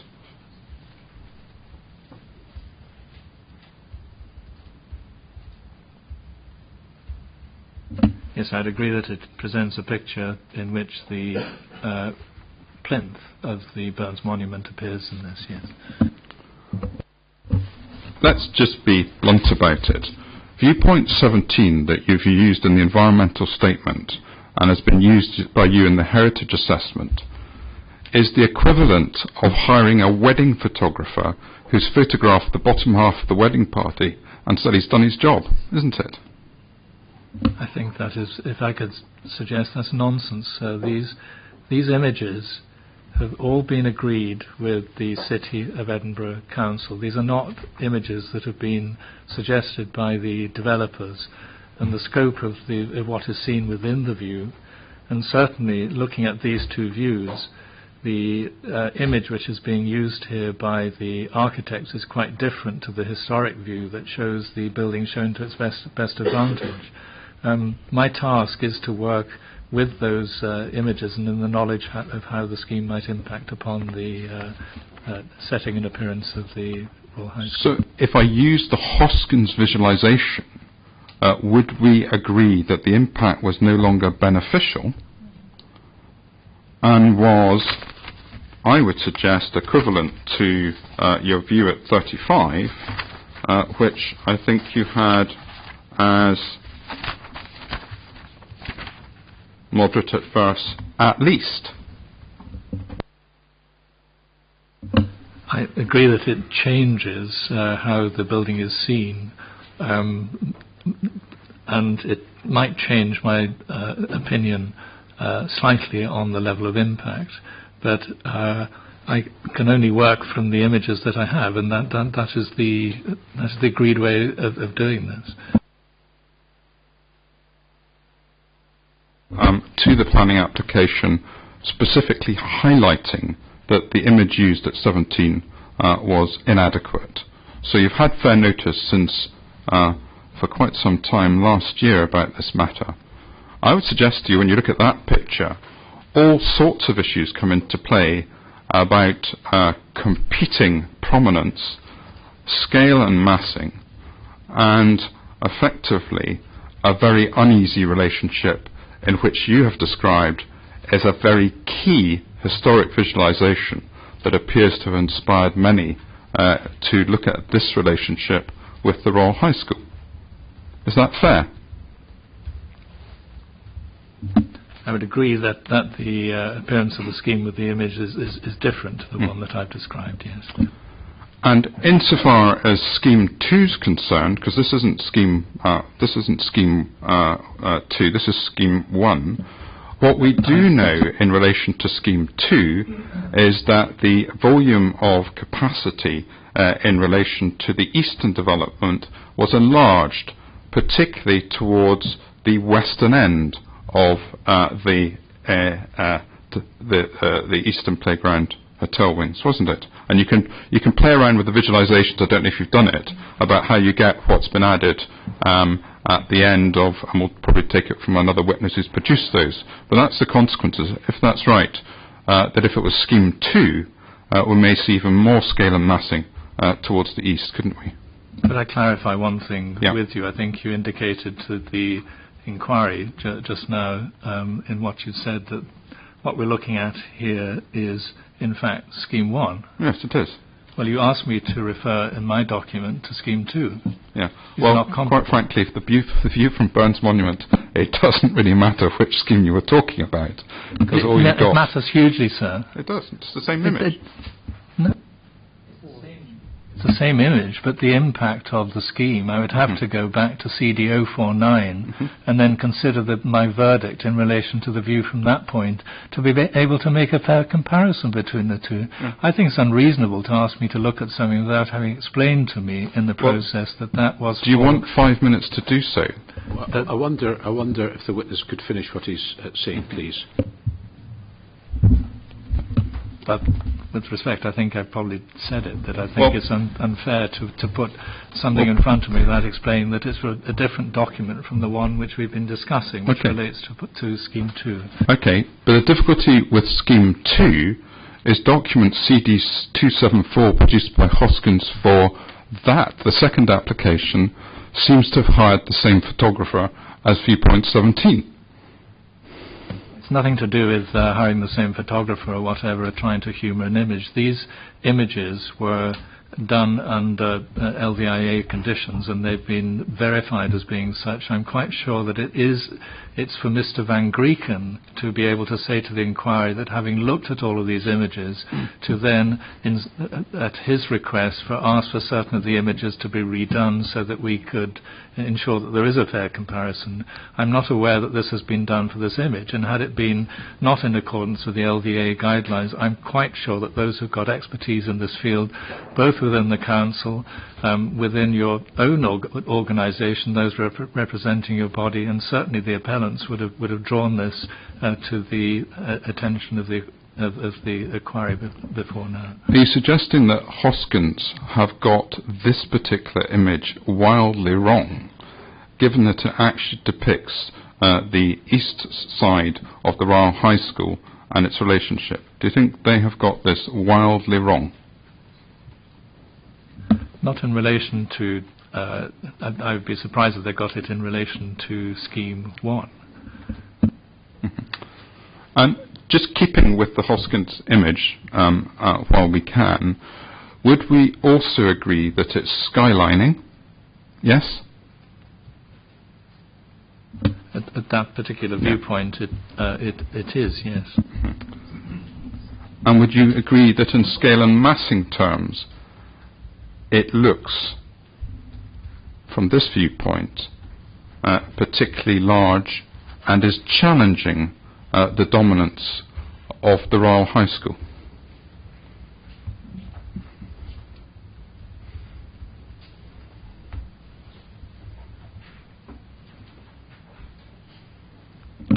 Can I just remind you, sir, that having looked at my part 3, CD049, which relates to the matter that you're inviting me to comment upon, can I suggest the inquiry looks at that? Can you see what I've written about it? Can I direct you to that? Because the impact of the scheme is minor adverse in that, and the matters that you're asking me to comment on have been taken into account in relation to that image. I would have thought that that's a reasonable matter of professional judgment, in which I say that this is less than perfect in terms of the impact of the scheme. Mr. Wright, you didn't have an image of the building at that location. You were having to make it up because you didn't have an image, did you? I'm not sure what you mean. The image is very clear. It's set in the document, which is on page 74 of CD049. That is the image that I am relating to. We could have this discussion endlessly in relation to 340 possible images where the appearance of the extensions on the heritage assets in the form of Carlton Hill would also appear different. But I have to work with the information I have, and I have to work with the imagery that I have. It's of no help, I think, to any heritage impact assessment or methodology to do otherwise.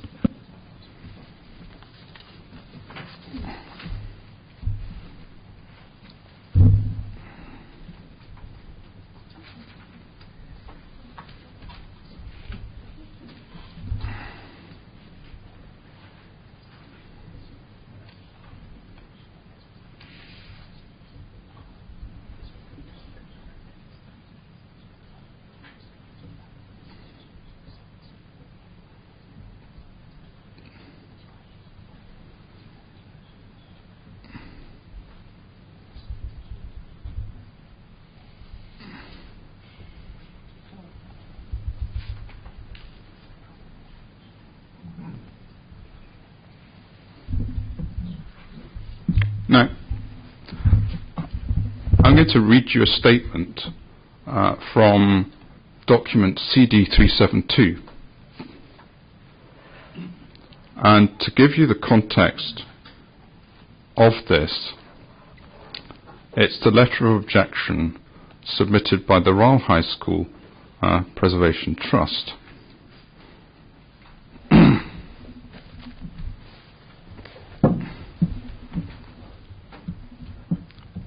If we see at the bottom of page 4, have you got that document?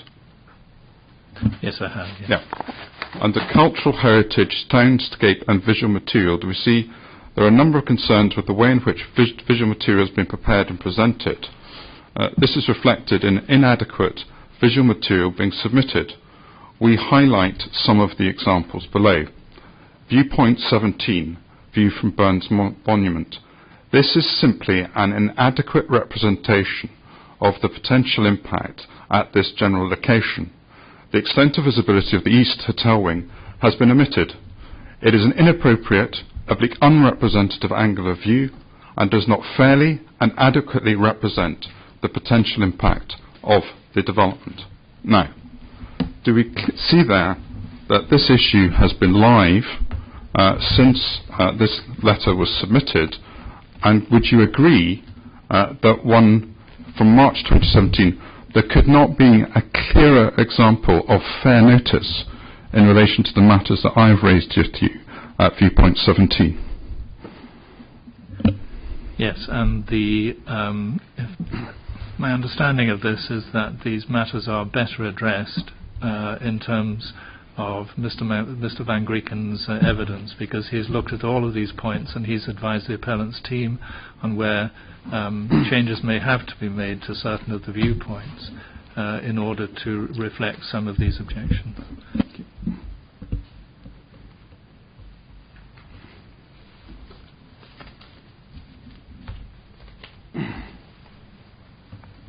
Now, in terms of other omissions, we have also highlighted on a regular basis that there should be a viewpoint from directly to the south of the portico of the Royal High School, looking at the proposed development.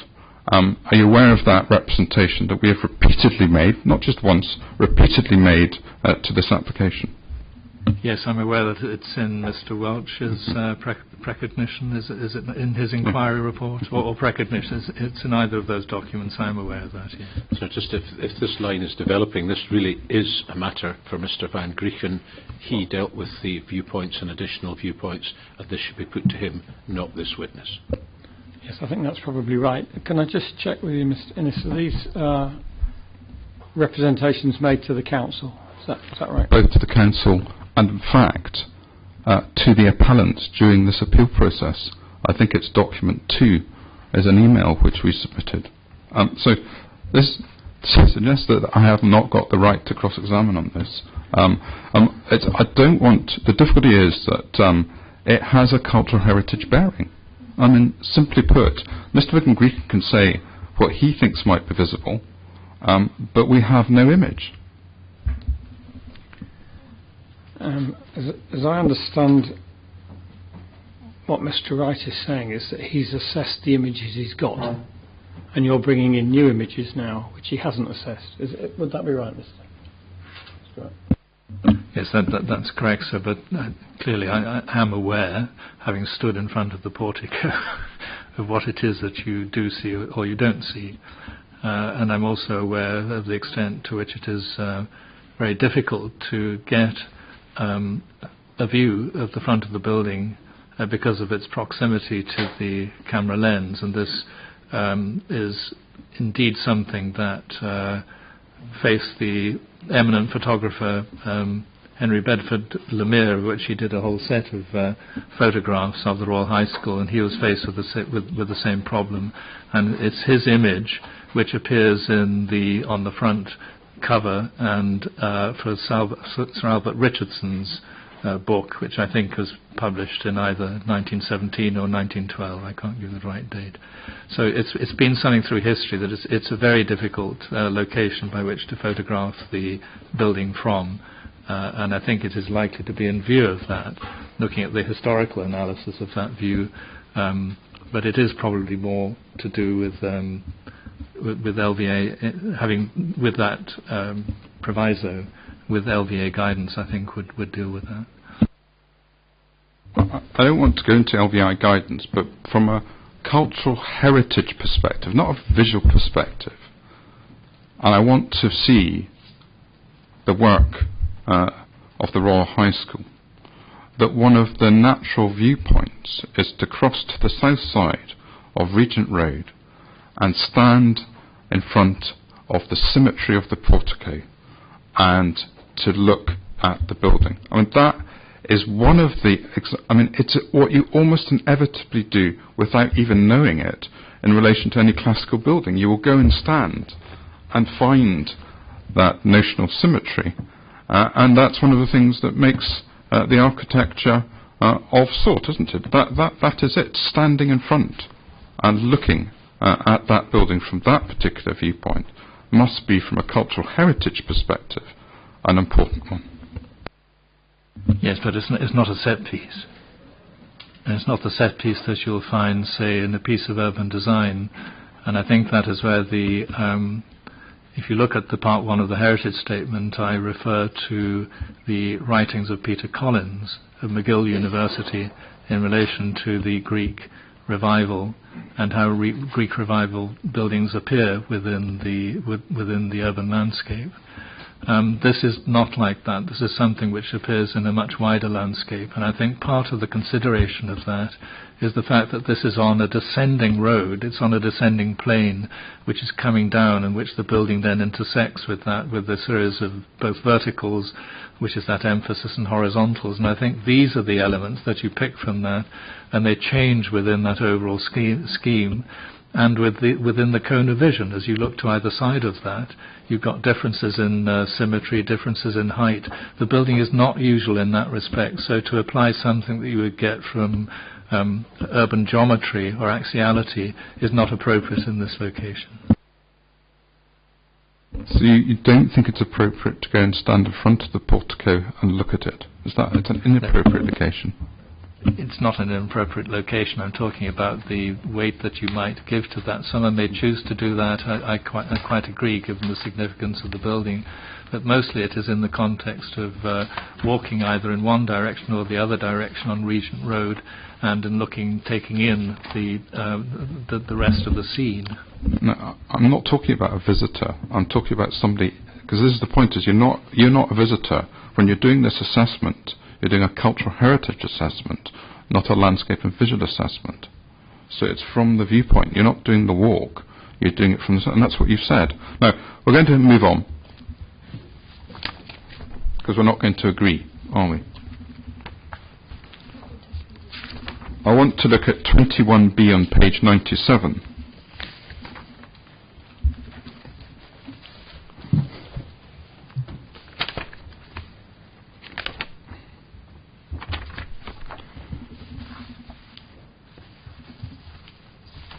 Page 98, have we got that? Yes, I have, sir. Yeah. In terms of this, it's view 21B from the west side of Regent Road, looking back up towards Nelson's monument. And how you present this is an appreciation of the view towards the wooded slopes of Carlton Hill is not lost. Well, as a matter of fact, it is lost, isn't it? Mr. Wright, at this viewpoint.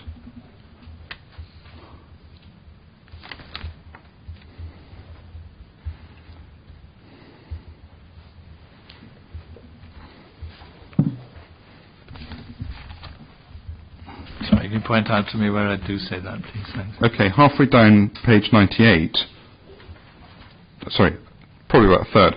An appreciation of the view towards the wooded slopes of Carlton Hill is not lost, but is delayed and will be revealed shortly.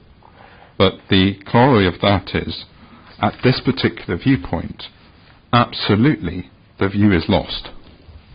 Yes, but you just changed the question that you asked me. Yeah. You changed the wording. That's of inevitable that. if you give me you 2 bites to the implied- question. Excuse me, sir, but you implied a particular thing that I hadn't written. I think my reasoning is very clear here. You just read that out. And it's in the context of how you appreciate the landscape form.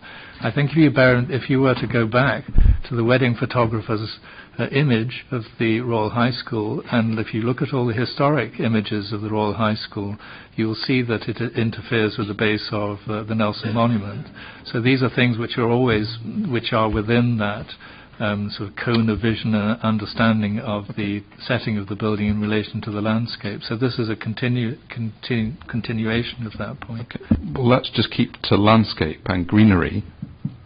The ability to see greenery from that particular viewpoint is obliterated, isn't it? Yes, it is interfered with as part of that journey as you move towards the turn in direction on which I acknowledge. Yeah. And of course, in that context, the loss of greenery is in the context of also being in front of the Royal High School. I'm losing the context of Carlton Hill. No, but you are going to experience it very shortly. But it's not the same view, is it? No, and I recognise that in the assessment, and it's clearly set out as being minor adverse, having taken those matters into account.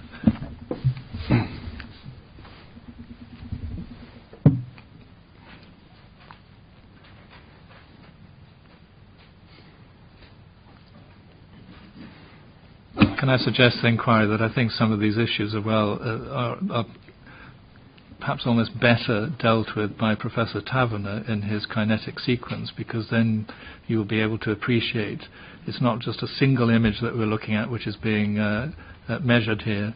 It's a whole series. It's that movement through the landscape and appreciation of the setting of the building within the landscape that comes through rather more clearly from that piece of evidence.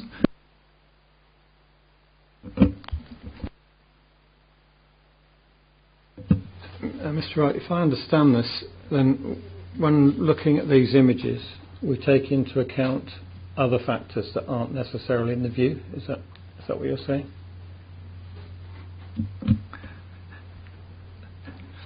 Yes, so that's correct. It is really what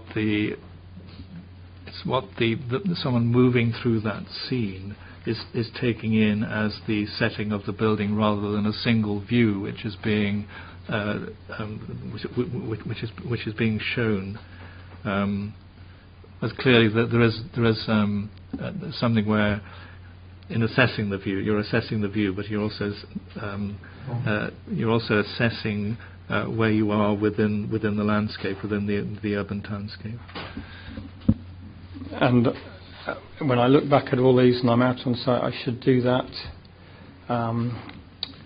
the same way with each of these views. I would suggest so, if you find that appropriate to do, because it is to give the understanding of the way in which the elements. The site is very three-dimensional and it's very dynamic in terms of its location. So it's experiencing how the bedroom wings then relate to the wider setting of the building. It's quite difficult to describe, as I think we're experiencing now, in terms of a series of individual views. Okay, thank you.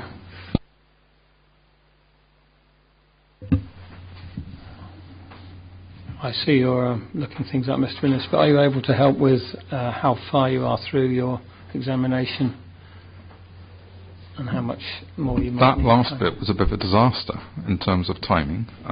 It went far slower than anticipated, but I'm on to the last leg, and I wonder whether it would be better to break for lunch now and then do that, because it's completely you separate. can get through in half an hour or so. I don't know. It's going to take a bit of time. There's documents.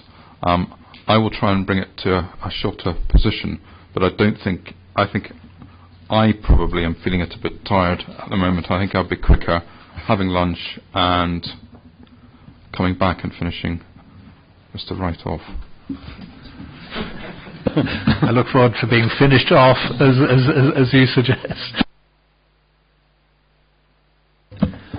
Okay, that seems sensible. And let's break now until 1:45. So just it is clear, given progress now, that we're not going to finish the next witness. And the question that's arising, of course, is whether there will even be time to start the next witness. I simply raise that. It might be worth thinking about it at lunchtime. I think that's probably right, and we'll need a little bit of time maybe to reconsider the timetabling and the order of the witnesses today as well, and to start clearing up before 4 or by 4. So yeah, let's revisit that a bit later, but 1:45. Thank you.